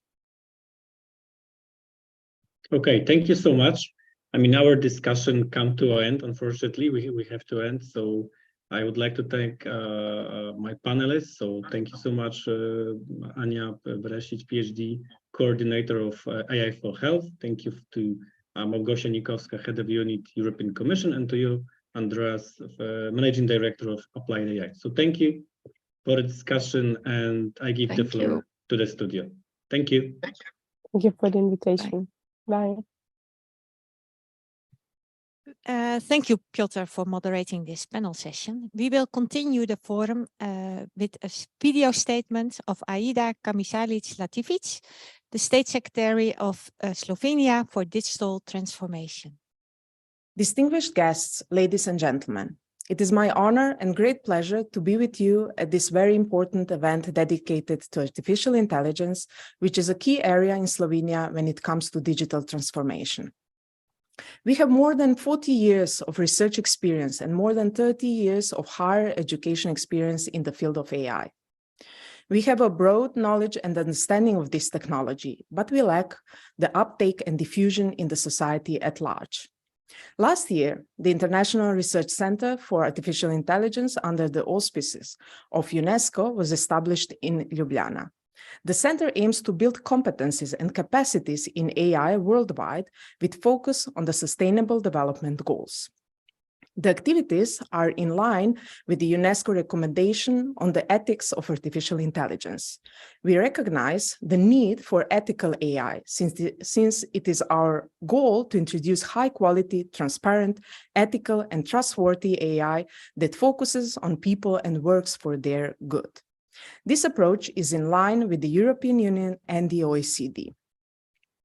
Slovenia prepared a national program for AI in line with the consolidated priorities of our European partner countries. Our program follows the concept of innovation lifecycle and intends to push knowledge transfer and awareness from research to uptake and use of AI. It focuses on the deployment of AI in 6 priority areas: health, Industry 4.0, public administration, language technologies, sustainable food production, environment, and spatial planning. At the same time, we intend to build an interdisciplinary ecosystem of stakeholders with an expertise in legal, economic, ethical, gender, and security aspects. The program supports competence building at all levels. To sustain AI throughout the innovation lifecycle, we need to strengthen formal and informal education, knowledge sharing, and exchange of best practices that allow to understand positive and negative impacts of AI.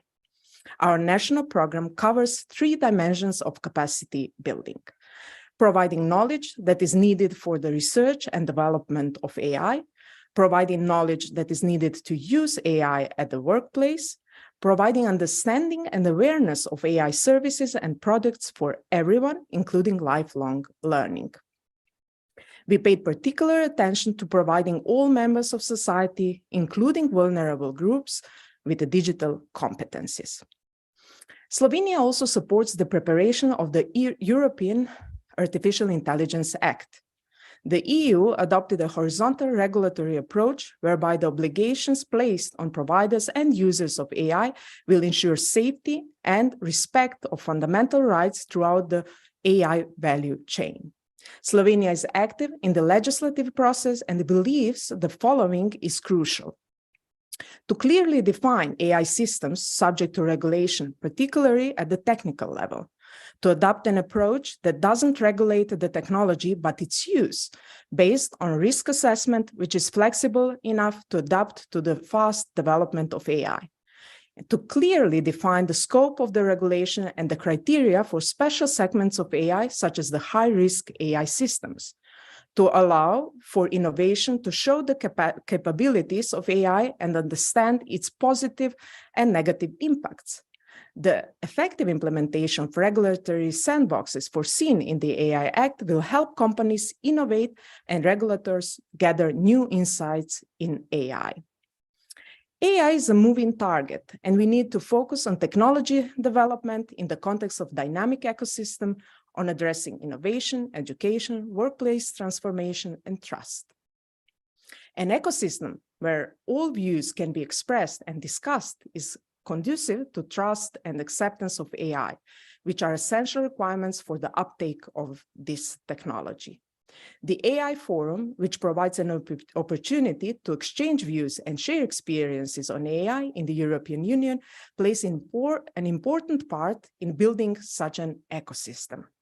I trust you will have an insightful panel, and I wish you a successful forum. Thank you. Thank you very much, Ms. Kamišalić Latifić, for joining us here at the European AI Forum. I now have the pleasure to moderate the next panel prepared by our friends in Croatia and Slovenia. It's a panel addressing a very important aspect. It's the panel in AI data and education. And I'm seeing all our panelists are dropping in, and I would like to also see Martina Silov, project manager at CroAI. Hello, Martina, how are you? Greetings from Brussels to Zagreb.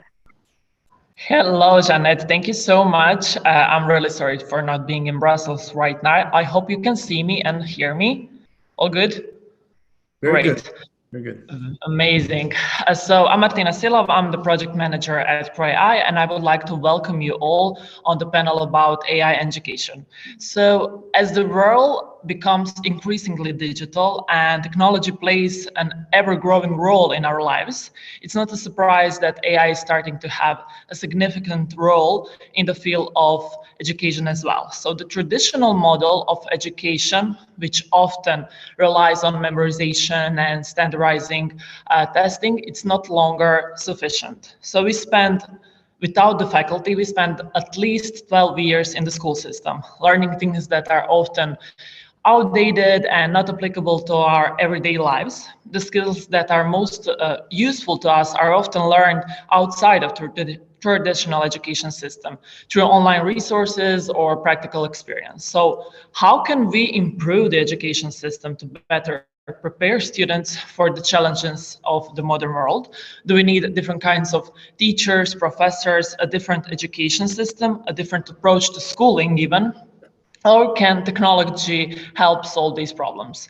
So this is the main question that we will explore during today's panel and on the discussion about AI education. And thanks to my dear panelists, we have 4 different perspectives. Startup perspective, they're really ready to change and adopt the changes quickly. Then we have university and faculties, and a change can take some time in that universe. And additionally, we will hear from ministry officials about how difficult it is for them to adjust the changes in the education system. So I would like to present our esteemed panelists. First of all, Ms. Professor Blaženka Divjak from the University of Faculty of Organization and Informatics from Croatia and the head of curriculum reform in Croatia in 2018. Thank you, Blaženka, for joining us and welcome. Thank you, Martina, and I'm happy to present my view on the topic you presented right now. Thank you. Jorge Davila-Chacon, I hope I pronounced that correctly. Yes. Program manager at Tomorrow University of Applied Science from Germany. Thank you, Jorge, for joining us and welcome. Thank you very much for the invitation, Martina. Thank you. And Mr. Igor Pesek, Head of Digital Education Unit from Ministry of Education, Science and Sport from Slovenia. Welcome, Igor. Hi, and I'm very glad and looking forward for the discussion. And the last one, but not least, Marin Trošelj, the founder and the CEO of edutech startup called STEMI from Croatia. Welcome, Marin. Hi. So Marin, I would like to actually start with you. Like I said at the beginning, we spent 12 years in the actually school system, plus the faculty, almost 20 years. So it's a lot. And we still didn't figure out the best possible way to learn, because we usually learn things that are outdated, we don't need them. The half of the things we actually use on our everyday jobs are learned through some kind of online courses and similar. So what do you think, how can we prepare our next generations or students or our complete educational system to be better? So do we need to change professors, teachers? Do we even need teachers in the school system? Do we need different approach to schooling, or technology can actually help us and solve this problem? Well, that's a very big question, and probably the answer should take, I should take like few hours, but I'll try to keep short. If we are talking about the teachers, what I usually talk in my lectures is that we need to transform teachers from lecturers into mentors. So the role of a teacher in 21st century is not knowledge transfer; it's rather someone who facilitates, asks questions, doesn't give answers, and so on. We can use technology in much more efficient way for this knowledge transfer process. And teachers should focus much more on developing passion, motivating students, and so on. What I truly believe that the whole way we do work in classrooms should be re-engineered. And what I mean by that is that the classes should be primarily research-based, project-based. So and that's what we are trying to do as a company. I believe that the whole education system should be much more agile. It usually takes over 5 years to make any significant change. The future of learning is through educational platforms, like you mentioned. We have Coursera, Udacity. Online education is growing by 20% each year, which shows the whole market, which shows that people are more and more learning online, and we need to create the environment. We need to prepare students for these new environments. I often like to say that The world now is digital, and when students come into classrooms, we bring them back into analog space, and then we are surprised, like why they're not motivated, why they're not learning, and so on. And just in a few short sentences, how we approach solving this problem. We see the key in connecting schools with the tech industry. So what we do basically is partner up with tech companies, tech unicorns, and we ask them what are key technologies, what are key skills for people to be successful in tech industry. And then we take those technologies and knowledge and bring them down to the high school and elementary school level. We implement them through into schools informal STEP programs. So we use technology, and we're building a deep education experience platform. And then on the other hand, we also include teachers and students into design process. So I think it's also obsolete that only one person is writing a book and then the book is not changed for next 4 or 5 years. We are building the system that basically learns from each interaction of students and teachers with the system and uses data to improve the experience into classrooms. And both the feedback from teachers and the students. And in that way, I think we can be more efficient, more agile, because technology is developing on very high pace, and we need to start changing more faster, I believe. Thank you, Martin. Like you said, the books won't be changed in the next 4 to 5 years. When I was preparing for this panel, I read that the curriculum in universities should be changed every 12 to 18 months. Blaženka, you have experience in policy making. You're now a professor at the faculty. Do you see that's even possible? How do you see that educational system should be changed by changing kinds of teachers that we have, or professors, like I asked Martin, or we need a different approach to schooling? What do you think about that? Yeah, thank you. I think it's a very complex topic, and yes, teachers should support, but also teachers should be supported. So, and it is not easy. And related to the textbooks, I think that it is not really something that we should consider as essential, because textbooks is just one mean how you could provide some fundamentals. And it is not at all the only source of, practice, or especially when you have a very capable teacher that can motivate, provide different teaching and learning approaches and so on. So I think that it is not something that we should think about as that, because technology has been changed very fast and rapidly and so on. But we should think how to provide good basis, for example, for students, for pupils to understand what's going on, how to prepare, how to develop skills to make some informed decisions, how to know how to approach to problem solving, for example. So it is much more about teaching and learning methods than content, because you can work, I don't know, on problem solving in mathematics when you talk about some geometrical content, or also in algebra and so on. So content is not essential, and especially today when we think have been developing all this stuff very fast. So learning exact technology is not at the very heart of the educational system, but to actually have fundamentals, to develop some skills that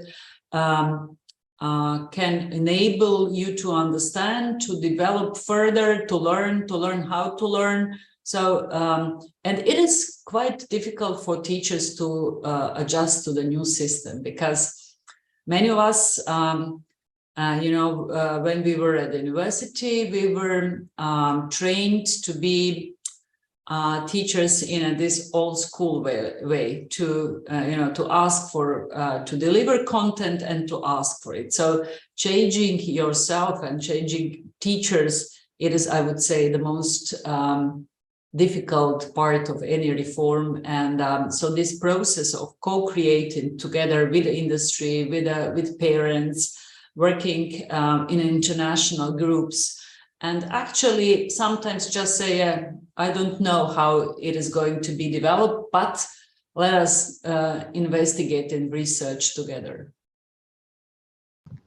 Thank you, Blaženka. Like you said, it's the hardest thing is to change how you deliver, to change yourself and the whole ecosystem. Jorge, you have difficulties with doing that at Tomorrow University. It's really, you tried something completely new. Can you tell us a bit more and how you guys are doing, and what's your solution to change of educational system? Is it through technology, or we need to change actually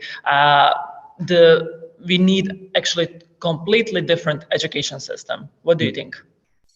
No, thank you. Thank you for a very nice question, Martina. Indeed, the objective here at Tomorrow's University is to offer fully remote education for students around the world. And of course, this comes with certain challenges. The second pillar in the university focus is that we're going to offer a competency-based education. So as the name says, basically, the idea is to prioritize learning competencies, demonstrating this competence rather than measuring the amount students put sitting in learning something. And for this is where it comes then AI as a potential tool to help us a lot to achieve this. So for example, there is one aspect that we have been researching recently, which is how to help learners to achieve an optimal flow. So to understand what is the right balance of difficulty, so that they are not frustrated, but also they are not bored, and that they really can reach as far as possible on their own. And for this, for example, different technologies could be helpful. One of them, AI, definitely, there is many methods around there.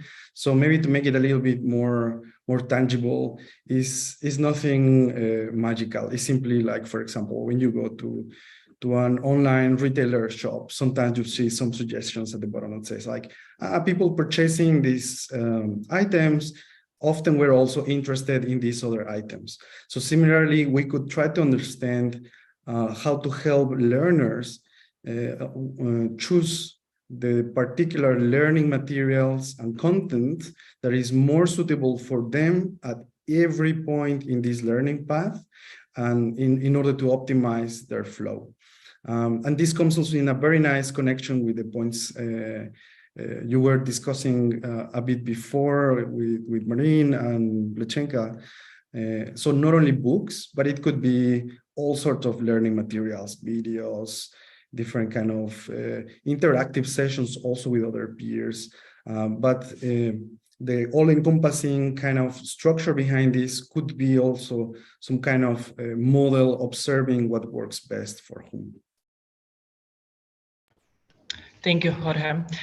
Igor, what about you? You come from the ministry. Do you think is the role of the government and the ministry to reshape the educational system, or you think it is more that Marin does it through his edutech startup, that university have free hands? What is your opinion about that? How can we achieve a better educational system? Thank you for the question.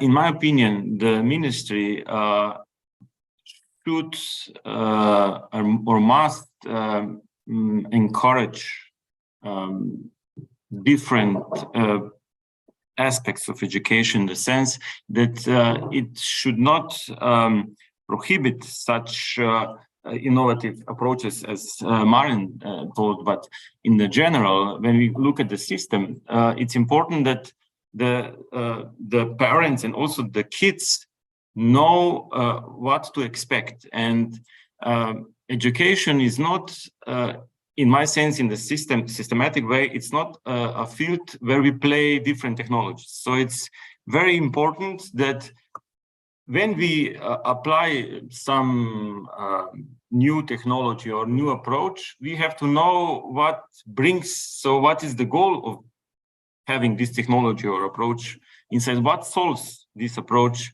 that old ones doesn't solve. So it's very important that when we make such changes, that we are very sure what brings this. So what Maren does, I think that this is important also for the system, because the system is not, his goal is not to make a lot of changes. So we need outside motivation that it can be possible to be better, you know, because in general, teachers will do as they were taught. So the system replicates itself in the sense. So I think that technology and all this stuff is important, but maybe this discussion is for me very important, because AI and all technology is already in the education system and everything, but maybe we first say that for the pupils in the primary school, technology or AI is not so appropriate as maybe at the university level. You know, the learning is not just the transfer of knowledge, so it has many more aspects, and technology can help. But I think that in primary or even in some secondary schools, it cannot be replaced by some technology. Teachers are very important. And now, as some other panelists already said, we have to have new competencies and so on. I totally agree. But now we have two problems. We have teachers, let's say for collaboration, we have teachers that never collaborated in the real sense. So how could they teach further? How could they teach their pupils? And the other sense is also, at this moment, social, emotional learning is very important. And it gets even more important in the future. So this is a competence that is also very hard to teach by the technology. So I think that more we progress on the age of the student, more technology can be adopted or used, but we have to be very careful on all steps of this inclusion. Okay, great input. But I was curious when you said like teacher will do what you guys tell them to do. Actually, they will teach what you guys tell them to teach. Now I'm like asking myself, how can we create new generations of smart, innovative people who will understand technology and create even better technology when they're taught by the teachers who weren't taught about technology, yeah. So they don't know a lot. So that's like my basic question. How can we have, for example, in Croatia, but in the rest of the Europe, have more startups, more unicorns, more scale-ups if nobody talks about technology or learns or teaches you how to use it when we don't have that in the curriculum?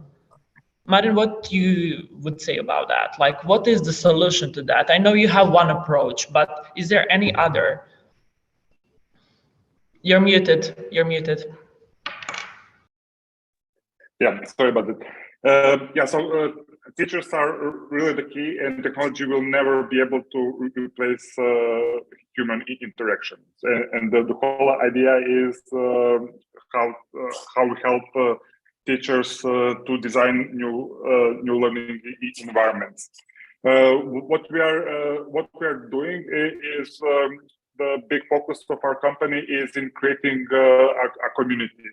We call it a tribe, and we use the technology for that community to talk to each other, to help each other, and we give teachers opportunity to, whenever they have a problem, through our platform, they can ask a question, and our educators, our engineers are here to help them out, and even other teachers in the community. So, and the key part is that somehow people forget that when we stop going to school, that humans are still able to learn. And we like to tell our teachers, it's not your job to be expert in the field of what you're teaching, because when we are talking about cutting-edge technologies, teachers usually have fear that they don't know enough about topics. Even kids today know more about some things in coding or whatever, and we tell them that's completely fine. Try to change your mindset and your role. It's not your job to teach them, because I believe that teachers are not actually teaching students, or learning is internal process that's happening in every person. It's like you say that a gardener grows the plant. The growing is internal aspect of the plant. What the gardener can do is create an environment where growing is happening. And the same philosophy I apply with teachers. So we tell them it's not your job to teach kids. Your job is to create passionate people that will go home, learn about topics, and really go dive deep into. And the whole idea is how to create that environment. We can use technology to help us out. We need to be supportive to each other. The industry needs, they're really great experts in the industry. What we usually do is connect people from the industry with the teachers and students. And when students are building their projects, they can have online mentoring sessions with people from the industry who help them out with their projects. And one of my favorite educators, he likes to say that we need to apply a grandmother principle when we approach teaching. When I was a kid, when I was going to teach my grandmother how to use a remote to change something on a television, and she would approach me and say, "Wow, how did you do that? Can you teach me something else?" And I went there and I learned new thing, and I showed it. And that's what I believe that teachers should be doing, not giving answer, just working on developing passion, collaborating with people from the industry, with people from different kind of organizations. Just to give you an example, we started teaching kids about AI, and the goal was to build the chatbots that solve some specific problem in their local community. And we piloted last year. We started connecting schools with NGO organizations, and we started connecting students from different schools who were together working on a project. And you had a school from two schools from two different cities in Croatia collaborating together and building AI chatbot project for one NGO in Zagreb. And the whole idea is, and we have teachers teaching AI in the classroom who have zero knowledge about AI, they have zero knowledge about coding, but they said, hey, I was having fun learning about coding with my students. So I believe that the key is really about changing the mindset, but for them to be able to change the mindset, they need to have help for that. And our job is to be there for them 24/7. Whenever they have a problem, we try to help them out in a matter of minutes, and then things get easier. Great, Martin, thank you. It seemed like some of us of you had something to add, but maybe I'm wrong, sorry. What you guys think, the rest of Igor, Jorge, Blaženka, is it, okay, Marin has a nice approach, but do you think that it's almost impossible for professors to learn, actually to teach about technology when they have never been taught in their high school systems, in their universities and so on? Do you think that's the main obstacle in the future? Blaženka, feel free. Yeah, I think that we are here actually trying to discuss two things that are, let's say, correlated, but not the same. The first is use of AI in education, how we can use AI or technology in education to motivate students to overcome some obstacles like schooling during pandemic and so on.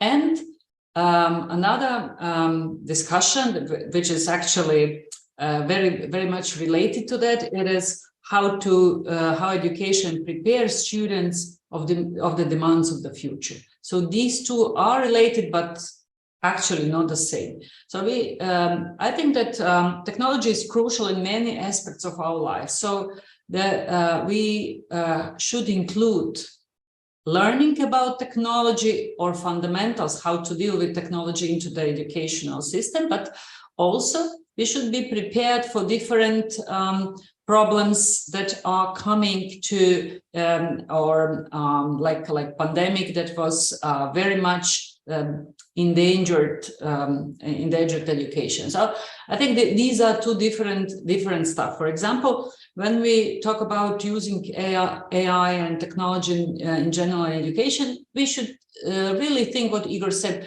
What is the goal? Why we are using that? To motivate students, fine. To give support to teachers. Like I have thousands of students, so for me it is really good that we have we prepare the system of e-assessment and analyze the reliability, validity, and so on.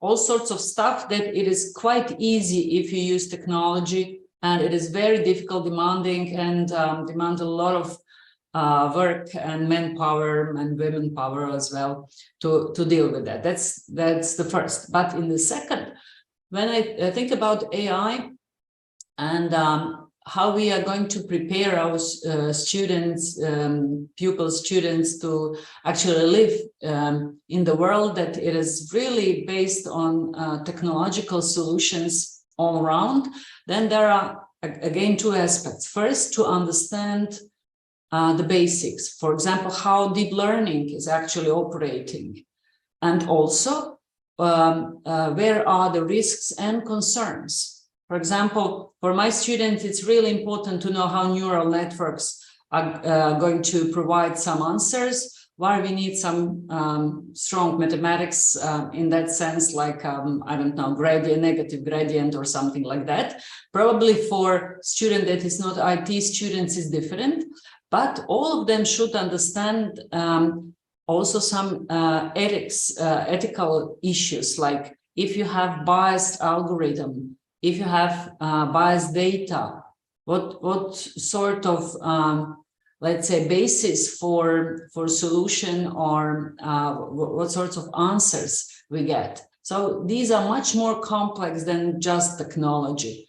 And for me, it is much easier just to talk about, you know, some mathematics behind it, or some technology behind it. But what is really what I'm concerned with it is these ethical issues that we should ask ourselves. For example, when we are providing some answers based on some previous data, and the data are, let's say, biased in some way, gender issue, or some that some components are missing and so on, and we actually provide a system based on that. We should also explain that and discuss it actually with our students, and try to provide a way how we can deal with that. So it's not just a bright side, but also that we should be responsible. So I'm really happy because of these ethics guidelines for trustworthy AI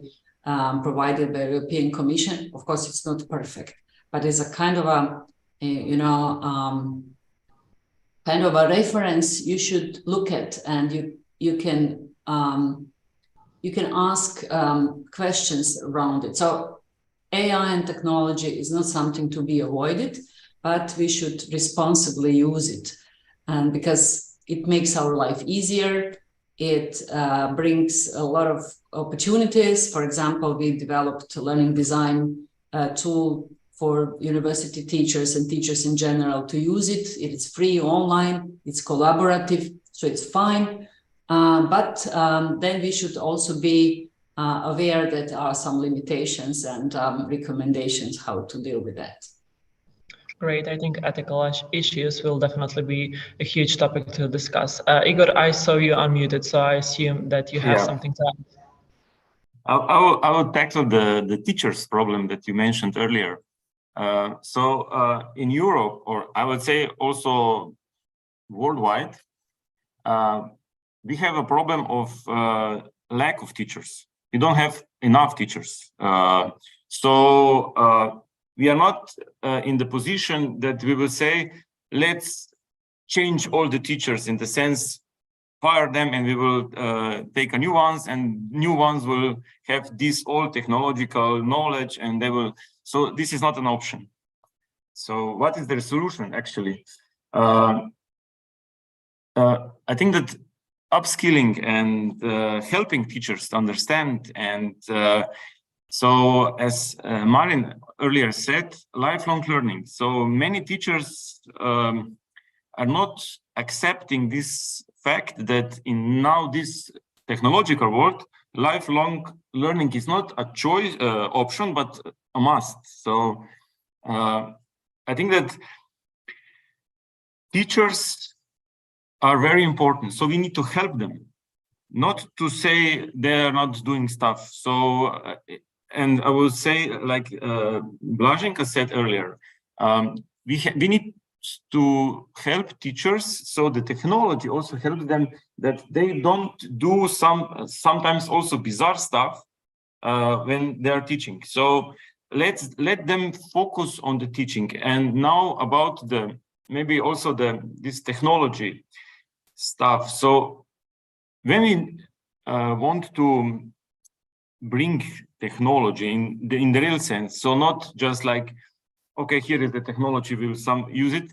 They have to understand it, as also Blaženka earlier said. So it's not, especially artificial intelligence, it's not black box. So they know what is input, what is output, how this happens, what happens in this black box. Then they don't need to be mathematicians to understand, or computer scientists to understand all the algorithms, but they have to have this basic knowledge of what happens. And if they don't do it, or they don't understand it, then we have a problem in the long run, because we will have like teachers that in one sense will believe everything that artificial intelligence will bring or say.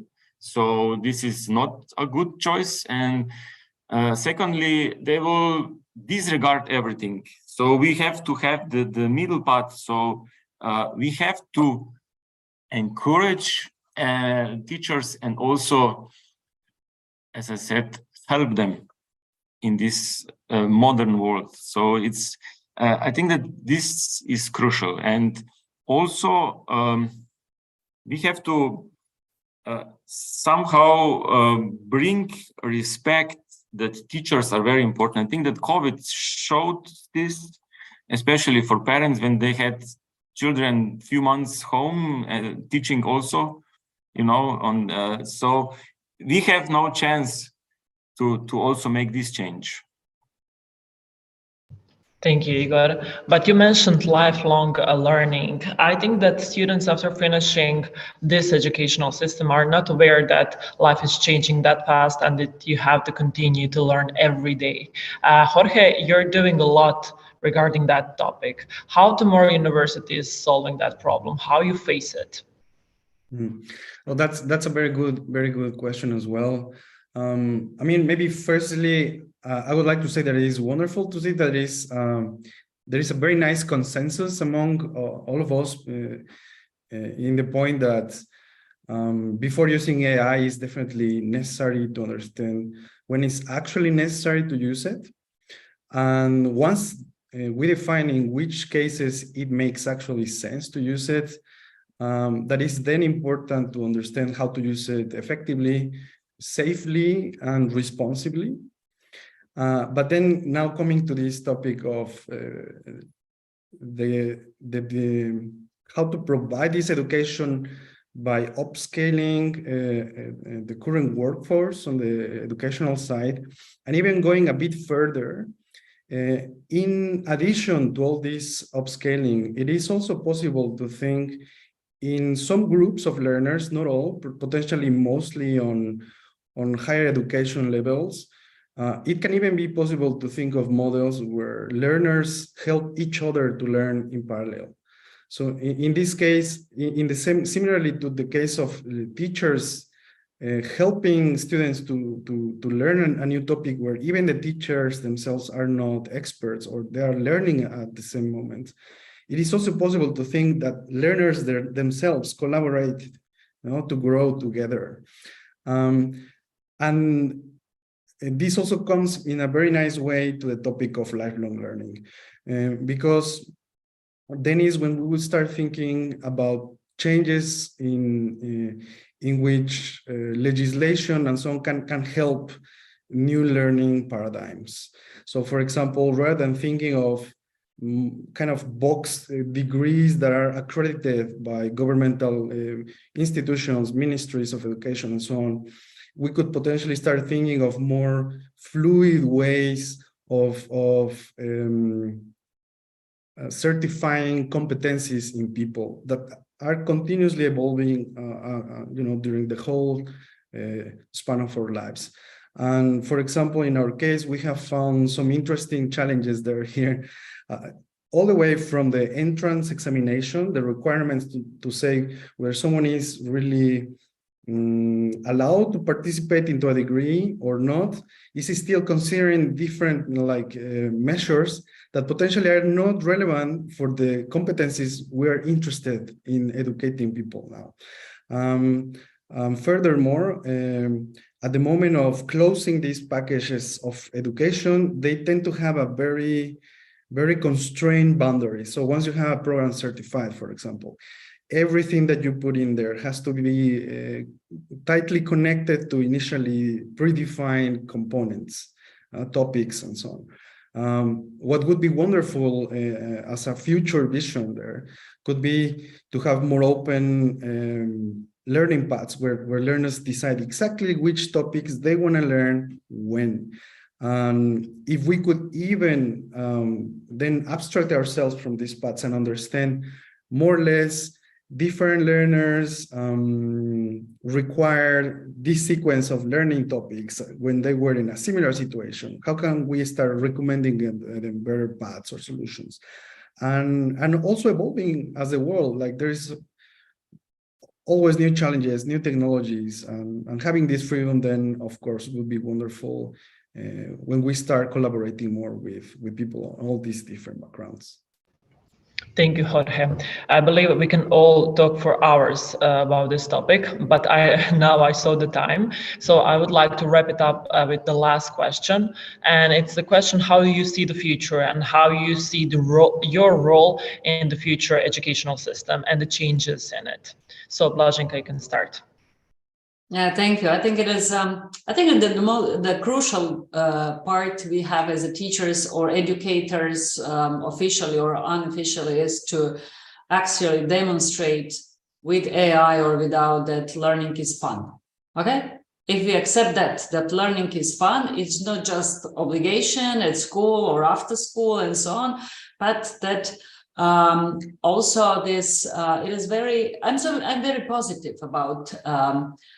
Use of technology, but at the same time, I try to be critical in a way to understand what are potential risks, because if we talk about young people in schools, we should be aware that, or in the universities, that the risks are here.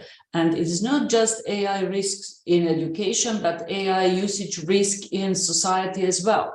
So we should be very careful about it, and about data, about algorithms, where to use it, how to make sense out of it. But again, I'm positive, but I'm trying to look at it critically and ethically in every and each aspect. Thank you. Igor, please.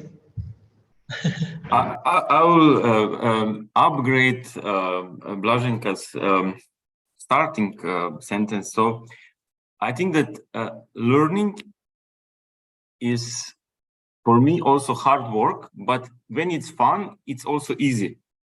So this is, I think, the important thing, because learning is not always easy, and we have to have it when you are motivated and you are in the flow, then it's easy.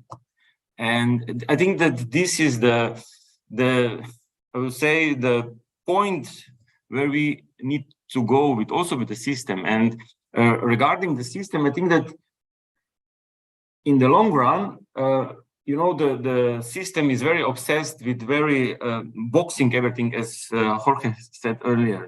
And now, because of this all changing world, we need to have maybe just slight borders, not everything very boxed. So we know where we want to go, and then also the teachers and all the others will somehow follow, I think. And I'm also optimistic, but it will be hard work in between.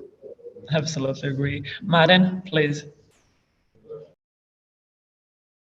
Well, the future is challenging. Technology is putting bigger and bigger challenges in front of us. We are entering the era that's called synthetic reality, and it will be very hard to identify what's real, what's not, and so on. So the technology is really changing the way we live our lives. But I'm very optimistic. The technology is neither good nor bad. It's just how we use technology, which means that we need to really amplify ethics in schools, because I think that's the key part of education. And for me, education is not about grades, it's not about learning outcomes, it's about creating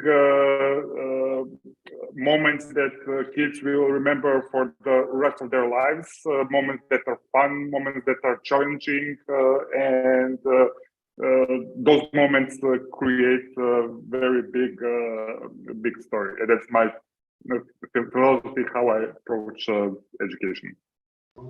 Absolutely great, thank you. And Jorge, please. Thank you. Yeah, I think everything has been kind of said already. Very wonderful closing lines in our case. Something we hear sometimes internally is that, when we're kids, we often dream about what we want to be when we are older, when we grow up. And so basically our vision is to continuously try to empower people to not stop dreaming, right? To continue dreaming throughout our lives, what we want to be next year, in 5, in 10 years, and empower people to have all the tools they need and all the resources to make these dreams a reality.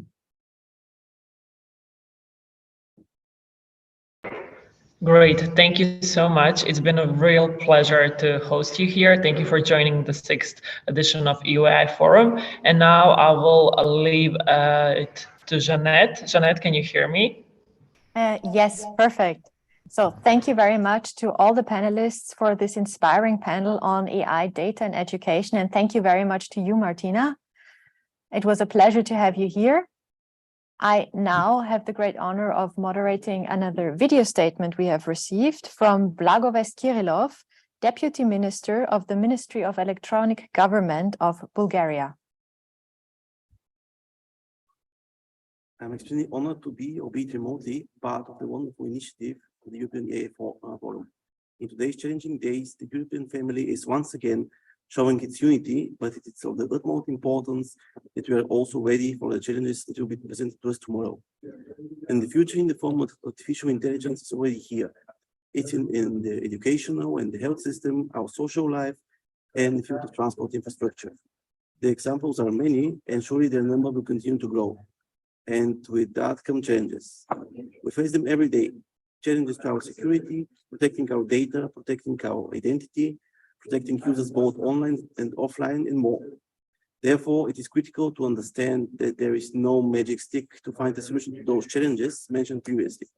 And this necessitates refinement of legislation and international cooperation. This is demonstrated by the achievement of a political agreement between the European Parliament and the European Council, which refers to the NIS2 directive. Due to the ever-increasing cyber threats and cyber challenges, the sector exposed to the NIS2 directive will now cover medium and large companies of critical importance to the economy and society. For example, electronic communications, waste management, digital services, postal and courier services, as well as public administration, both on a local and national level. The extended scope of the rules will effectively push more and more entities and sectors to take measures to reduce the cybersecurity risks, and this will help to improve the state of cybersecurity in the EU in the medium and long term. Improved reporting will also be introduced, as well as exchange of information and cooperation in the field of crisis management in cyberspace at the national and EU level. I'm recording this speech at the OECD Digital Economy Ministerial Meeting, where participants explore the policies that enable AI technologies, policies and practices from the OECD's work on artificial intelligence to enable new technological frontiers. And this brings me to the beginning of my speech. We'll be prepared for the future when we work together, and the challenges of cyberspace will be just another step that the European family will climb together. Thank you. Thank you very much. We've covered a lot of ground this morning, from Brussels to Ukraine to Sweden, from regulation to innovation. And now I think we will all need a little bit of time to reflect and digest all the learning and input we had today. So it's my pleasure now to send you to the lunch break and not stand longer between you and this small break. And we will reconvene with the European AI Forum with the 6th edition of our winter edition at 2 p.m. So see you again in a few hours at 2 p.m.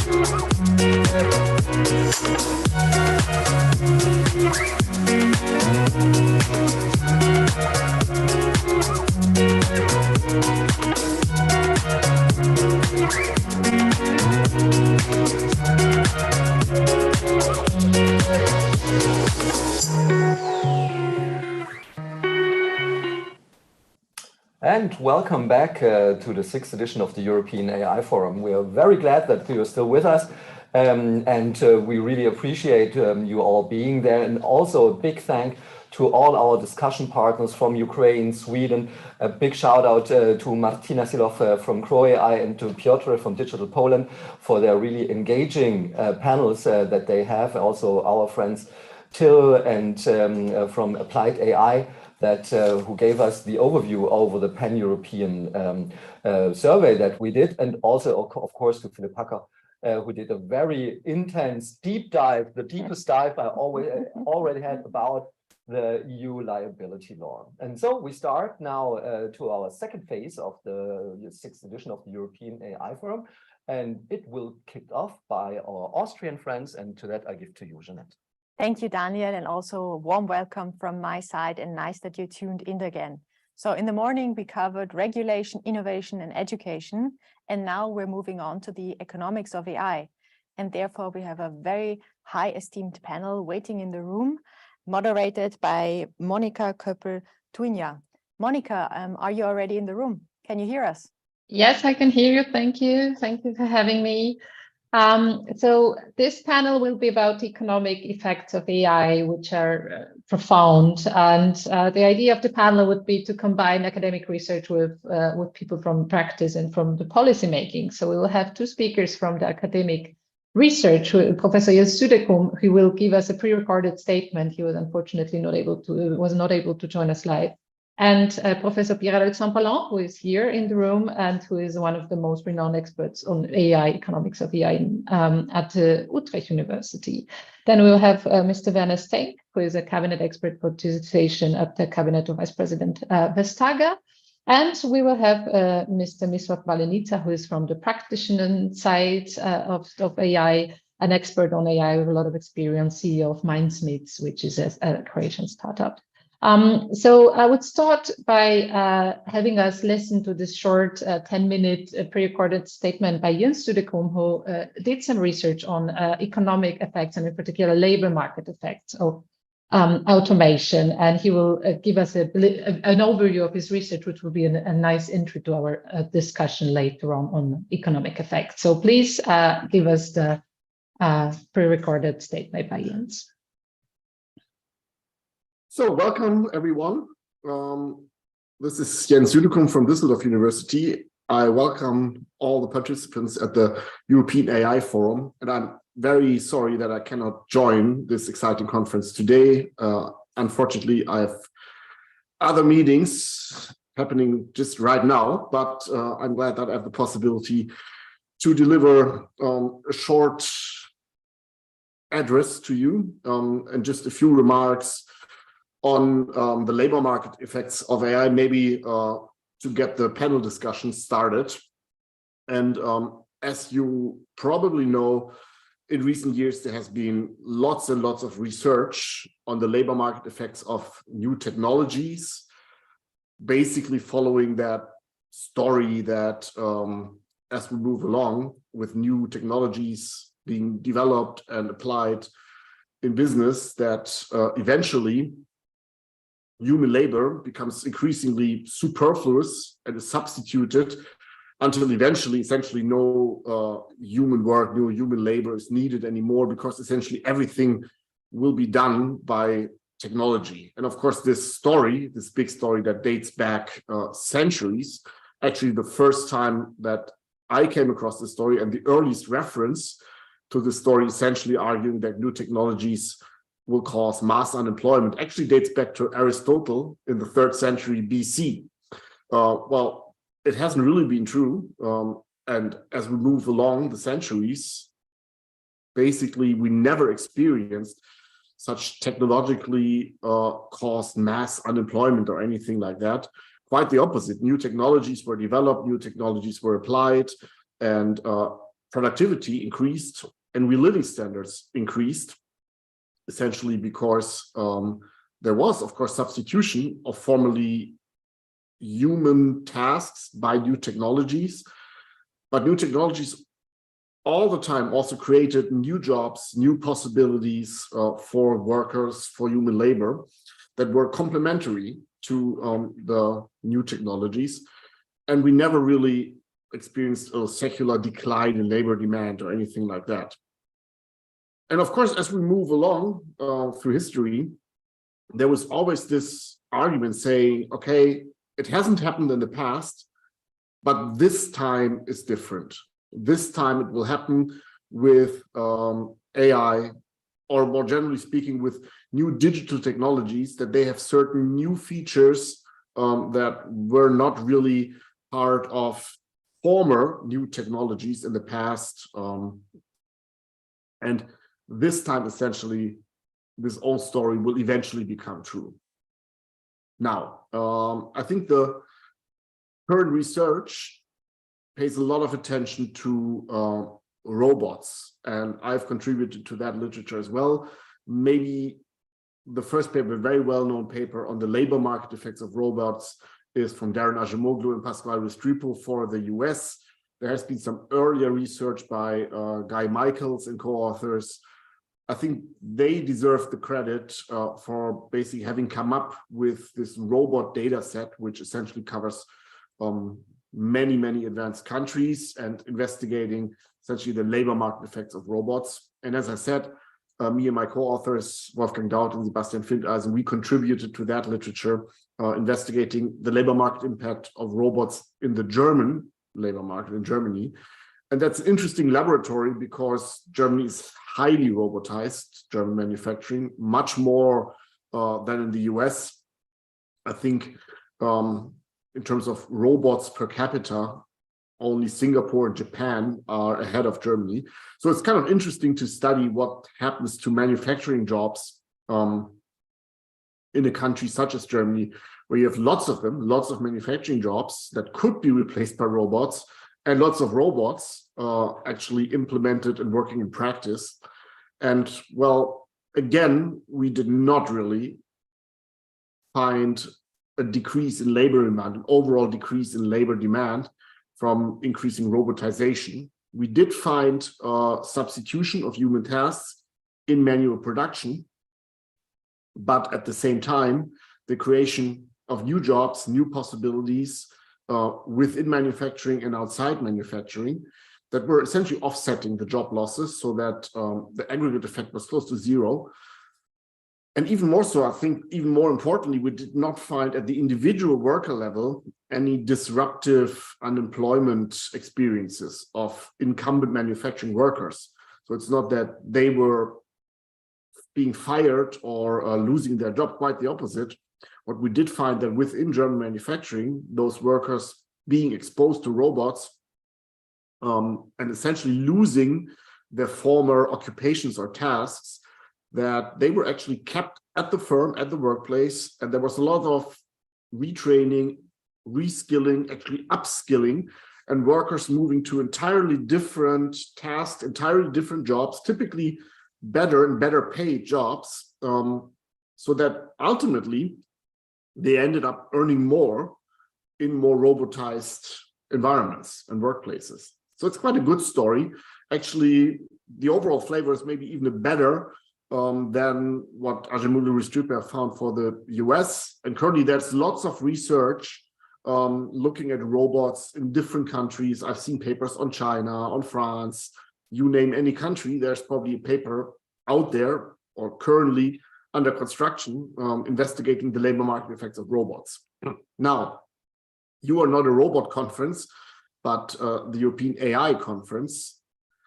And you may ask, so why is everybody so obsessed with robots, right? I mean, robots have been around for more than 20 years.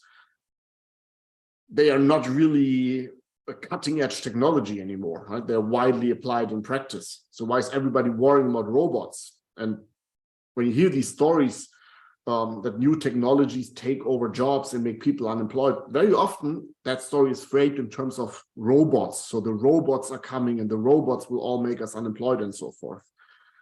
Now, I think the reason why we're kind of obsessed with robots is probably because they are the most recent technology for which you already have data and a sufficient time period of observation to actually empirically investigate the labor market effects of that particular technology. And that's why everybody's working on it. Now, when it comes to AI, which I think of as really a cutting edge technology, or other very recent developments, say Industry 4.0, Internet of Things, so these type of things, right? The problem there is that at the moment, it's very hard to really investigate the labor market effects of these very, very recent technologies, simply because they're not as widely applied yet in reality in the workplaces, so that empirical researchers still have a hard time basically following exposed workers and basically just investigating what happens to them. So I think this will change, obviously, within the next 5 years, maybe 10 years, and we will have lots of research papers on the labor market effects of AI and other effects of AI, right? On competition, monopolization of industries, on democracy, right? The impact of AI, maybe, for example, in social networks and so on. So, but let me focus here on labor market effects. And at the moment, I think we're still in a stage where we speculate of what might be the ultimate impact. So I've seen people arguing now, okay, with the robots, also in response to our paper, okay, we now see robots didn't cause that mass unemployment, but AI will. AI will be the ultimate technology that will prove all this old hypotheses right, of technologically caused mass unemployment. And well, I mean, I think honestly, we don't know, right? Just because we have never seen these effects in the past of technological mass unemployment doesn't mean that we will never see it in the future. So it could be, in principle at least, that AI has different features such that it will make workforces more vulnerable to technological substitution. And at the moment, we have to be agnostic. We don't know yet, and we will have to observe what will be the impact in the next 5, 10, 20 years to come to more definite conclusions. So last thing I want to say is, I think AI is a very fascinating subject of study because if you compare it to the robot example, it's possible that AI just is a much more profound change in the way we work, in the way we collaborate at the workplace. So it could be that AI is a much more profound and substantial technology than the robots have ever been. And also the type of industries that will eventually apply AI and where workers will get exposed to AI are very different. So if you think of the robots, we are talking about manufacturing industries, right? So automotive industry, for example, lots of robots. And you know all these images where formerly you've seen workers essentially producing cars, and now everything is done by robots. But this is manufacturing, right? And manufacturing tends to be very well organized, also in terms of works councils, labor unions representing the interests of workers. So what we've seen in Germany, that firms essentially hung on to their employees and retrained them, reskilled them, moved them to other occupations and better jobs. Probably that would not have happened without essentially the influence of works councils and unions. And probably, I mean, this has basically turned out to be quite a success story. Now, if you think of AI, and if you think of the industries getting exposed to AI, these are different industries, lots of them in the service sector, banking, insurance, for example, but also different types of industries where essentially routine tasks, so not necessarily manual routine tasks, but cognitive routine tasks. So like the work of secretaries, for example, or the work of accountants, that gets substituted by technology. It's conceivable that those workers that have a lower degree of representation will have a harder time negotiating, bargaining with their firms, how to design possible way outs, right? How to retrain those workers and keep them at their workplaces, right? So then we may enter a scenario where lots of jobs are actually lost, and we can just hope that enough entirely new jobs are being created at different workplaces, and that the transition of those workers from the old to the new workplaces, that this really works smoothly, right? So it's a possibility that we will have in the labor market much more mismatch, right? So a coexistence of job losses and shortage of labor at the same time, just in different segments of the labor market, where it's essential to invest in schooling and retraining to ensure that those workers actually can flow to the segment of the labor market where they're most needed. So I think these are very, very exciting topics for research, not only for research, also for policy, right? At the moment, there's a very, very active policy discussion already going on right now, how to design labor market institutions to prepare for the upcoming change, right? So kind of, we don't really know exactly how the new scenario will look like, but at least we can prepare because we have some plausible scenarios of what might go wrong and where we might encounter problems. So both academically and politically, this is a very, very exciting area of study. So it's really essential that conferences such as this one are happening so that academics can exchange ideas and get in touch also with policymakers to discuss how to properly design labor market institutions to prepare for this new world, right? And so I think your conference makes a big contribution to this important area. So I wish you all the best. I wish you a exciting panel discussion. I regret very much that I cannot be with you today, but I'm positive that there will be other occasions in the future. I wish you all the best, and I say bye-bye from Düsseldorf. Thank you, Jens. I think Jens was making 2 points, which I want to follow up on in the discussion. So the first point is that question, which I'll address to all of you. Is it different this time? What is your take on that? So we have seen that technology has been creating more jobs than it was destroying throughout the past, but is it different this time? And the other thing is the question of inequality. I will follow up on that after the first round of questions. So maybe I'll start with you, Pierre-Alexandre. As a second economist, you maybe want to have a different view or the same view. Just let's start with you. Will it be different this time? Yeah, thank you so much, Monica, and thanks a lot for the invitation. It's a very exciting event. I pretty much agree with a lot of points that Jens made, obviously, but I also would like to follow up on one in particular, which is at some point Jens said that maybe AI will have a much more profound effect than robotics. And I would say much more. We're entering in a completely different space. The impact across industries, we could talk about hundreds of very specific use cases across literally all industries, impacting all jobs. So overall, we are not talking about the same thing. I think extrapolating from robotics or early days of agricultural mechanization, if we want to go really back in time, might be a little bit misleading because of the scope of the impact, first of all, and something really important, the speed of the impact. Like these changes are happening really fast. Like already in the chat, we're talking about ChatGPT, and we see that how this kind of release can shake the tech community. And this kind of release happen really fast. So I'm actually teaching classes on AI, and I have to update the slides almost every week because things change really quickly. So that I think is really important.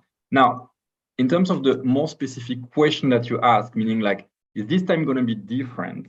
I think it's just going to be faster and stronger in terms of impact. Meaning, let's not forget that every time we have this kind of technological change, we become more productive. Let's be very clear with that. Essentially, we create more wealth. So we tend to shape the news of AI in a very negative way, many times. But let's not forget that essentially our wealth, the pie will get bigger. Then there is a question of inequality, which is massive. And I believe we will address, you mentioned that already, but we'll address it a little bit later, which is really important. But first of all, it's going to make the pie bigger, and we're going to be more productive. Now, in terms of changing the nature of jobs and wondering whether it's going to add more job than it creates, I think the jury is still out. Let's be all, very clear, and let's prepare for the worst, just in case. Whenever you have some kind of uncertainty, and that's kind of the heuristic of complex system research. Whenever you cannot predict whether it's going to rain or not, just carry an umbrella, just in case, right? So I think it's really important, to really prepare for this eventuality. But also, let's not forget that we have to think in terms of tasks and not in terms of occupations. Like, we cannot confuse that. Tasks and occupations are very different. And right now, what's happening with the use of AI in the real job world, it's automating a lot of tasks. So essentially, and I'm going to stop here, and I'm happy to follow up if you want, but I'm not sure how you want to share time also with many different topics. But I really want to focus on that. Right now, we have narrow AI. We're very far from this general AI that will actually replace a person. We're not there.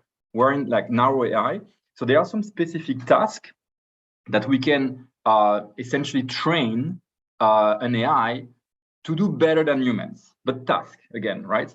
So a job is a collection of tasks. And essentially the way I see it, as the best analogy for me to think about it, is that the current AI we have right now does not allow to replace thinking.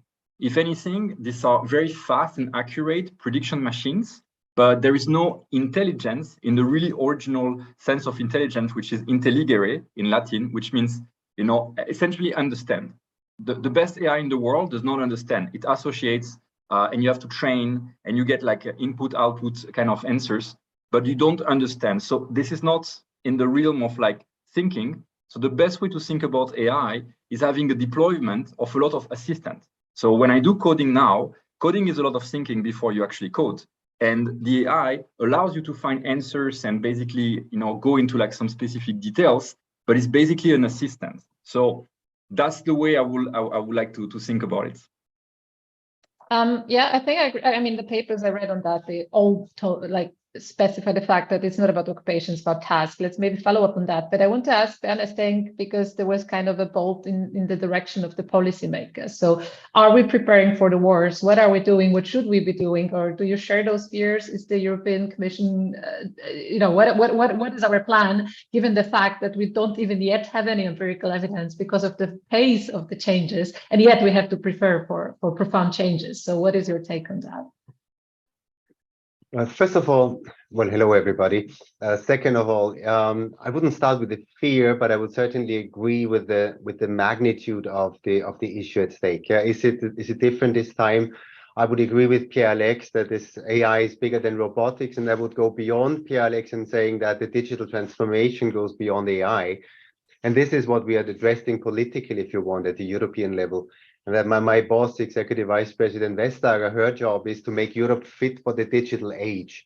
And that pretty much sums it up. Yeah, I mean, it's happening, you know, whether we like it or not. It's happening. The digital transformation is here. It affects profoundly everything we do in society, in economy, everywhere. So in that sense, we just have to make sure that we manage this transformation to the best of our interests, if you want. We have to do it in a way that is as, of course, human-centric as possible. That's probably the big mantra of the European approach, right?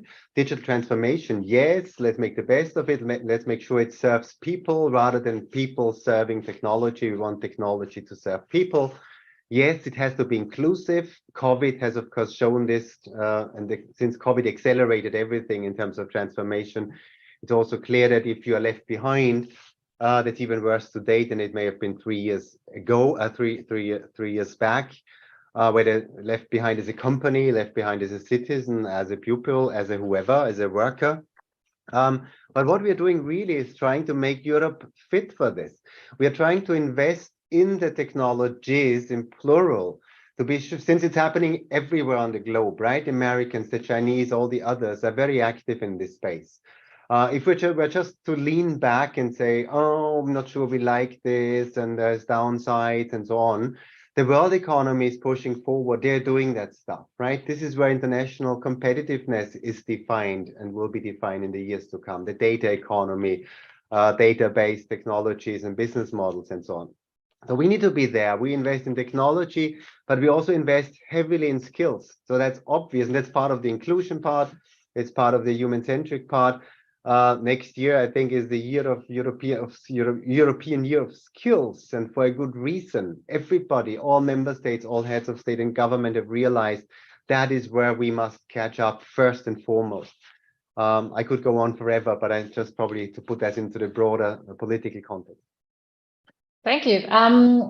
Ms. Prof, would you like to add something from your experience as a person who works in the practice of developing AI technologies? We were laughing about ChatGPT. Also replacing some tasks maybe, although I actually think about this technology being something which I have this parallel maybe with an autopilot, so the development of autopilots did not replace pilots, because as ChatGPT, those systems are eventually susceptible to mistakes, and then there has to be a person who actually has to, you know, be reacting. So that's what we have seen with ChatGPT, and I think this is maybe a nice take. But besides ChatGPT, would you like to add something to the discussion about the tasks and from your perspective?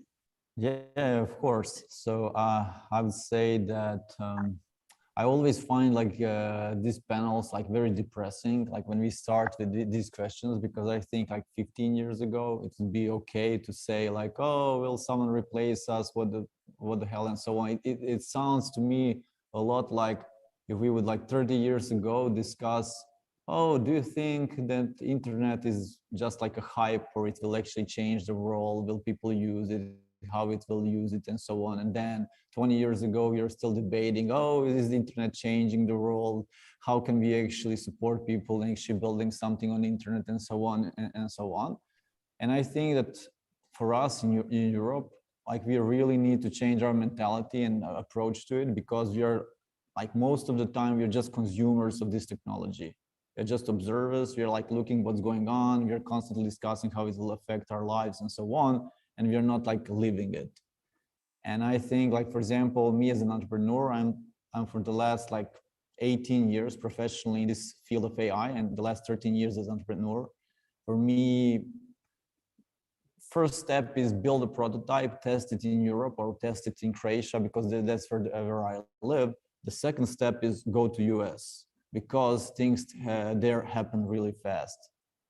And to me, like when I saw like the name or the title of this panel, it was like the economics of AI. I thought like, oh, we'll finally talk about how we in Europe will actually create big companies, how we'll actually create new products and services, and then we'll start exporting it to the world. And then we open the panel again with the same story. Oh, is this just a hype? Will robots actually replace us? Oh, it won't replace us. And I'm just like, it really like makes me like really depressed. Keep that thought. I will talk about what I think can be summarized by the word technological sovereignty of Europe and building it. I want to get back to this in a moment.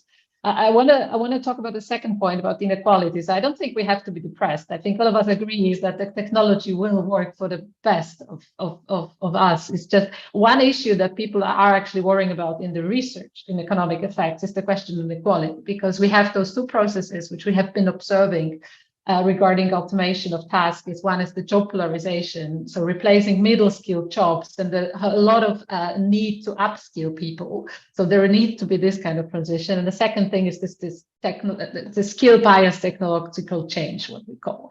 So we have a certain bias, which means that some fruits of those technologies go more to more groups, or some groups than to the others. So my question maybe to you, Pierre-Alexandre, because you hot this spot, and then maybe to Venice saying about what is the EU doing to have this transition as smooth as possible. And but maybe let's start with what do you think will happen to the inequality? There are several channels I can think of in which this might have an effect. Yes, no, that's a great question. Actually, Ms. Slav, I understand very much what you're saying. I also live like half the time in the US. I can see a very different perspective on AI if you're in the US, if you're in China, or if you're in Europe. But I think that there are some strengths in Europe, and we'll get to that. And I'm also not. I'm very optimistic in general, and that's also why I mentioned earlier that let's not forget from an economic standpoint that this technology, like all the technologies before, but even more, will make us richer. We grow a bigger pie. Productivity will go up. That's immense. And now let's go to the part of job and linking to inequality. I think it's a really important question, Monica, because the statement I want to make here, and I thought it would be made a little bit stronger by Jens, but I think it's really important. AI will facilitate the fact that basically we will have better jobs. So in the AI world, I'm going to say it again, we will have better jobs, because if you look at the type of tasks that are being automated, they're essentially the tasks you don't want to do that will, essentially alienate you in the long run, and that are like, something that you don't want to do and that are dangerous. So like these tasks are being automated. That is a great thing. Like at the end of the day, we should be happy about it. And then you will have much more time to think and do creative things in general, right? Even with ChatGPT, even with, we saw like DALL-E and all of this language model and language model also applied, to other tasks. Like all these things essentially allows humans to have better jobs because you remove the task you don't want to do or that are dangerous. So to me, that's a fantastic news. Huh? We should also celebrate and be happy about it. But then, if we agree that we have more time for and if you actually look at how tasks cluster into occupation, you see that these tasks that are being automated, they also correlate very much negatively with achievement, recognition, working conditions. So overall, this is essentially making our life better, right? Now, there is a point in inequality that we cannot forget. I mean, if we look at the geography of political discontent and the rise of populism and extreme right wing in many parts of the world over the past 20 years, this is something that political scientists and economists have been also linked to, inequality, rising inequality. So sure, the pie is getting bigger and we have beautiful jobs like Ms. Slav, you have a great job, I have a great job. We actually, we're all in a position of privilege here, but there are also people that lose out of that. If you're in San Francisco and Silicon Valley in general, what's happening is you have great jobs, people making millions of dollars a year, but also coexisting with people that don't make a lot of money. And essentially, if you have to be in the same location, housing it goes up, other amenities go up, and then you have a lot of inequality. And this inequality is actually massive. It's more than, I think it's much more in the US actually than in Europe. But it's something we cannot just say, oh, that will be fixed, whatever. No, this is how you create, social uprising, and this is something we have to take into account. And as Werner was saying, also I'm very sympathetic to this EU-centric, human-centric approach of the EU. So that's something really important. Now, even going into the level of how inequality kind of emerge, also not just because of skill-based technological change, but at a more deeper level. Essentially, we have to think about these creative jobs. So if you think about having more creativity in jobs, inequality goes up. If the four of us, we have to basically dig holes and with our hands, and that's our job, the amount of inequality will be very low. Maybe, Monica, you're twice as strong as me and you produce twice as much output, but you won't produce, it will follow a normal distribution.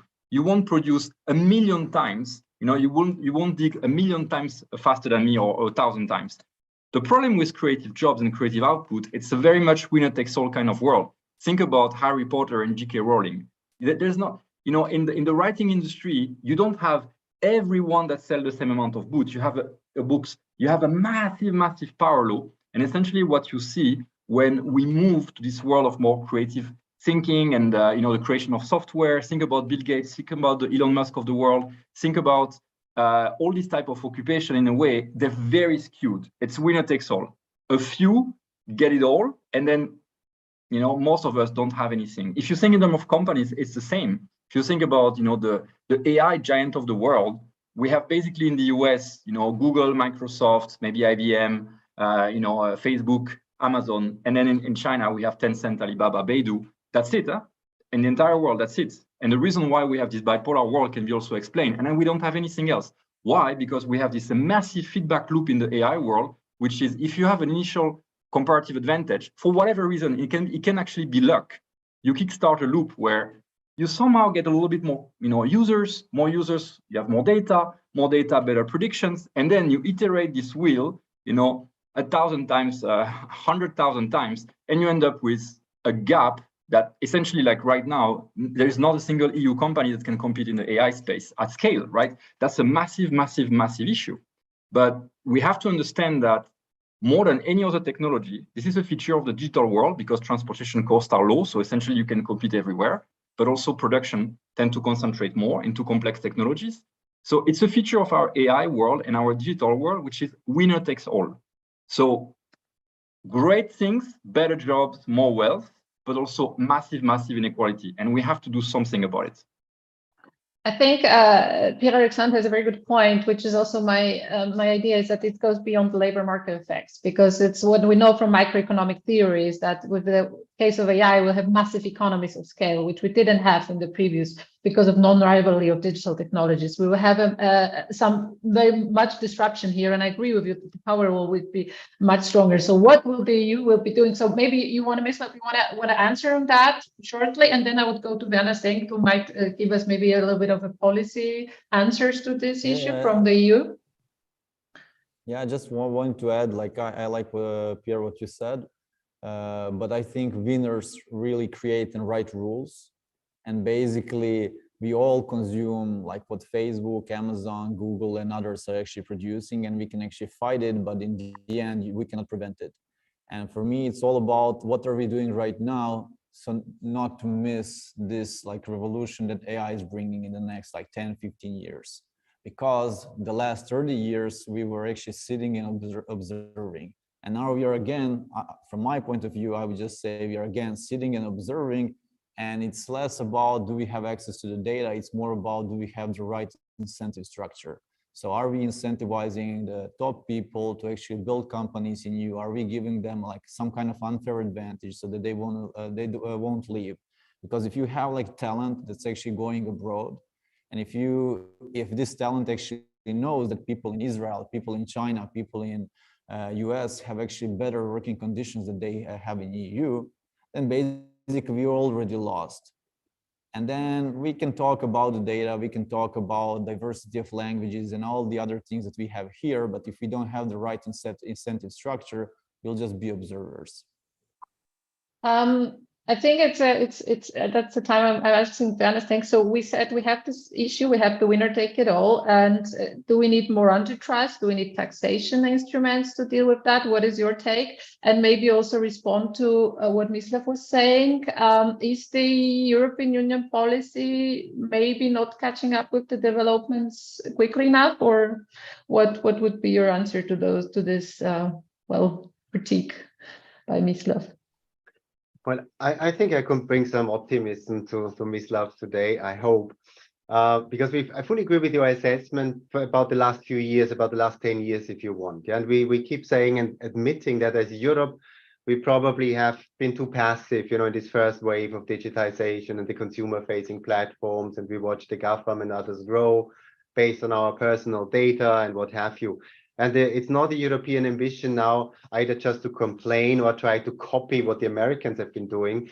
We are really now turning the page, and we see this more from almost an industrial policy point of view. Digital policy is very much industrial policy these days. What does it take for Europe to become a much, much stronger player in today's and tomorrow's digital economy? And that is when we talk about data, it's not so much the personal data that I share with Facebook, but all the data that we have create out there every day in the industry, in every company, every sensor, what have you. How can we make the best use of data? And here we are investing massively in Europe, at European level, at member state level. We have this 2030 digital decade targets, where we say, well, where do we need to be in terms of connectivity, in terms of data capacities, in terms of AI capabilities, in terms of computing power, in terms of microprocessors. So all, if you wanted, the infrastructure part of it, where we're investing heavily. We're investing in skills, we are investing in the framework conditions, which are, however, not so much, even if they're regulatory in nature, they are meant to be supportive of all of that work. Because they are either here to create trust, and without trust, you would not be getting anywhere. If we're talking about uptake of AI, for instance, the public sector is a fantastic client or potential client of AI solutions. But we have seen some scandals out there where governments have tried to use AI to become more efficient in decision making, and it totally backfired because it was not done very intelligently. So the next government will hesitate to return to those solutions, right? Unless if there is a clear legal framework which says, well, that's all fine. We have managed some very high risks of AI, but now you can do this, you can use it, you can deploy it, and you can do this all over Europe. Because we want a Croatian startup to have the possibility to have 450 million consumers. And this is what frameworks like on data or on AI we're trying to create. You meet a certain level of requirements, and then you have the whole European market.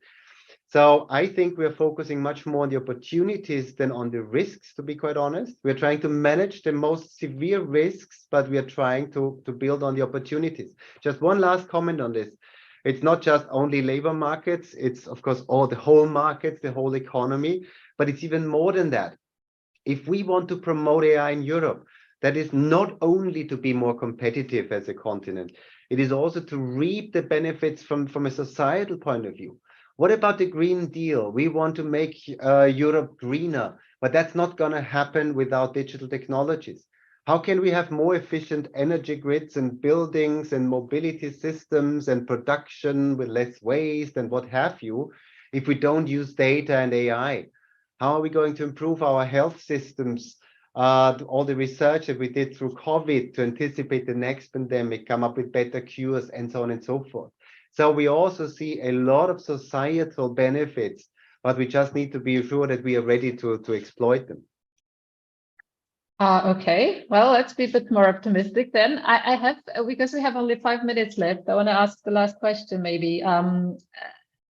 Because what you're saying essentially is that we need more sovereignty and we need to be more competitive against China and the US. And I fully agree with that, is that what we've been observing is that with the rise of AI and other digital technologies, we kind of seen a mercantilist approach to the topic because everybody's kind of afraid of everybody else. So we've seen this very recently in the US CHIPS Act, which is kind of the newest chapter of this maybe kind of new economic Cold War. So for me as an economist, globalization and cooperation on those on any kind of topic really in the past was one of the major drivers of growth and wealth for society. So are we going to deglobalize because of this? Because that's the worry I have, is that this, because you said it's a part of industrial policy, it's like we are afraid of what the Chinese are going to do, and we're not cooperating with them, quite the opposite. So is it the end of globalization, the AI, as one of the effects which we might be observing?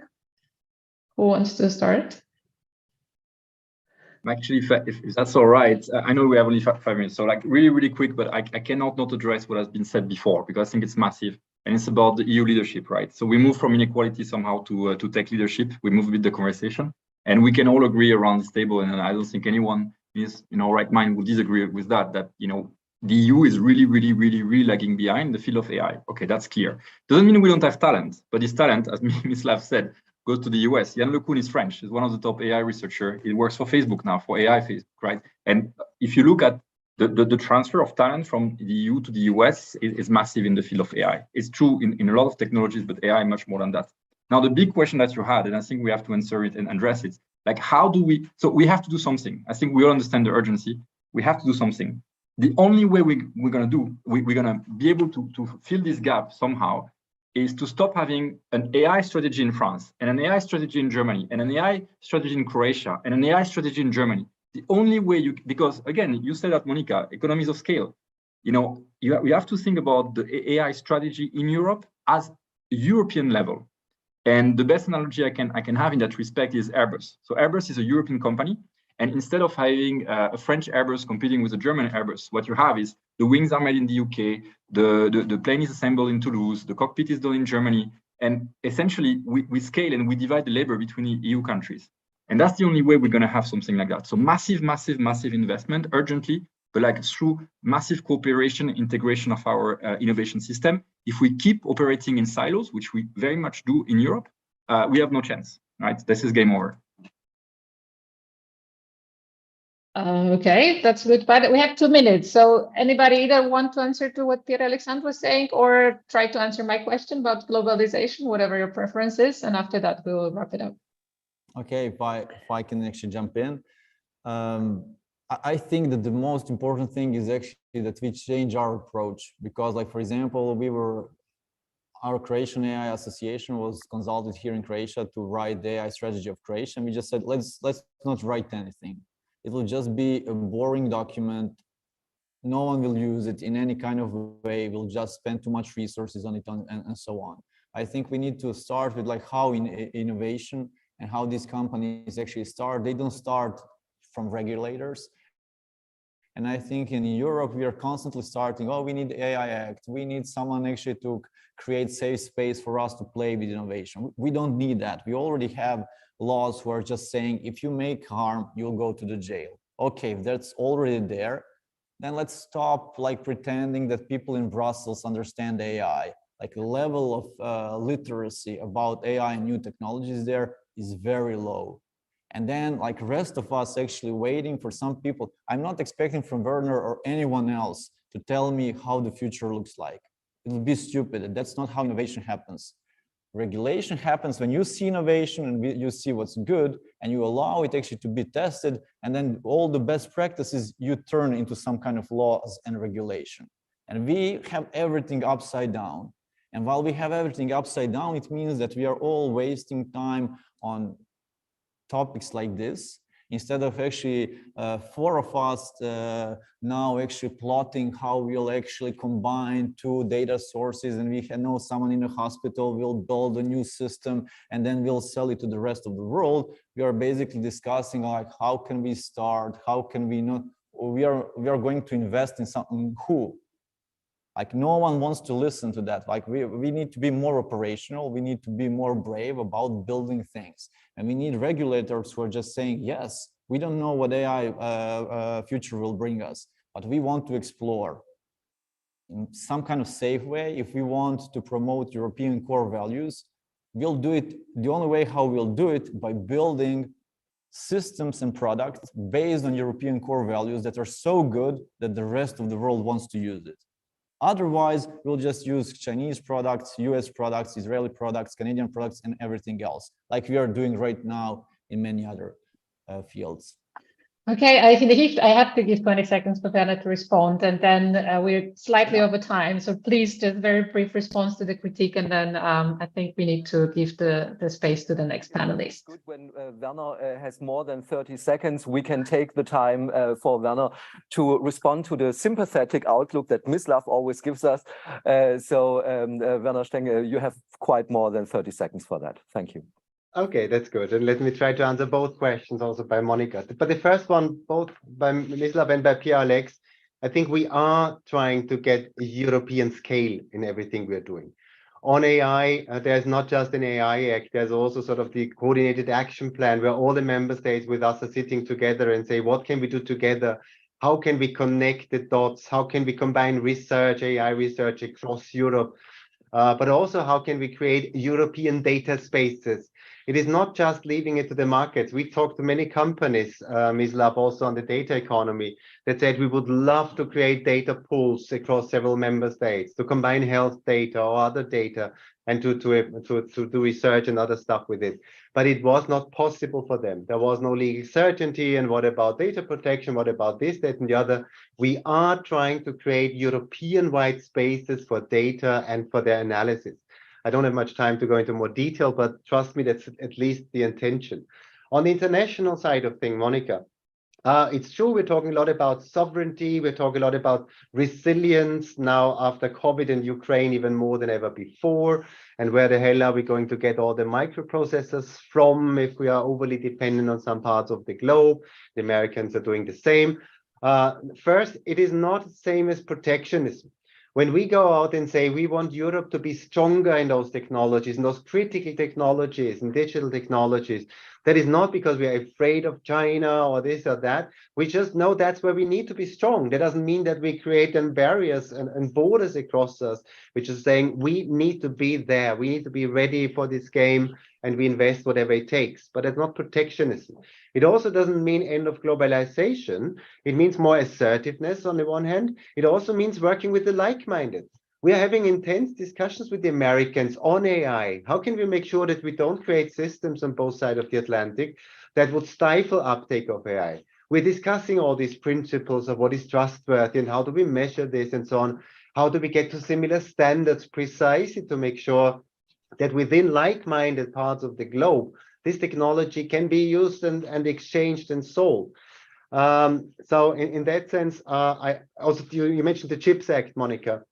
The US CHIPS Act. We also have a CHIPS Act. And both sides, both the Americans and the Europeans said, A, we have a problem, but B, we are not going to solve this problem on our own.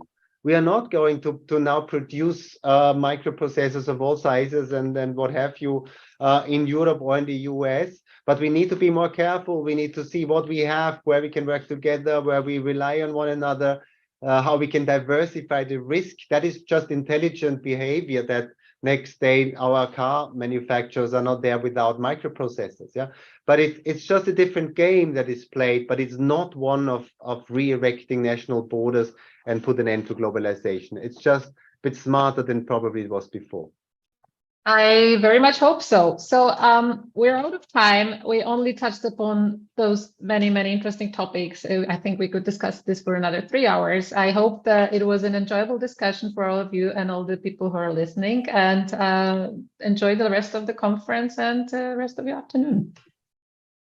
Well, thank you so much, all you panelists. I would really love to see sometimes cage match between Werner Steng and Mislav from Crow.ai. This would be very interesting to see in this case. So we are very, as I think you only see now, you only hear my voice, but can't see me at the moment. I would say just saying once again, thank you to Werner Steng, to Pierre-Alexandre Ballard, to Mislav from Crow.ai, one of our strongest proponents. I think he was a panel member in any of our 6 European AI forums. And we are really looking forward to having him also on the 7th and 8th and stuff like this. So at the moment, I'm looking to my technicians and just looking if the camera is going back to be on. So just wait a little second as you hear my sono voice here. In this case, just restarting the virtual cameras that we have here. And this takes a little time. As you know, virtual meetings are sometimes quite complicated in this sense, and not always the technique is going to work. We, as the next point, dear auditors, we have intro to our friends from Greece AI. After that, we're going to Romania. And after that, we are going to the topic of AI and chips from Bulgaria. As you see, we are going now to the south and southeast way of the European AI Forum. And in this case, we are hoping that we are back again soon. Perhaps it would be a good idea to make a little break. Perhaps do some kind of sonor elevator music until we restarted our panel, looking to our chief of technique, if we can do that. And let's go on that. And please stay tuned. We will be back, and I hope you can see my lovely face again soon.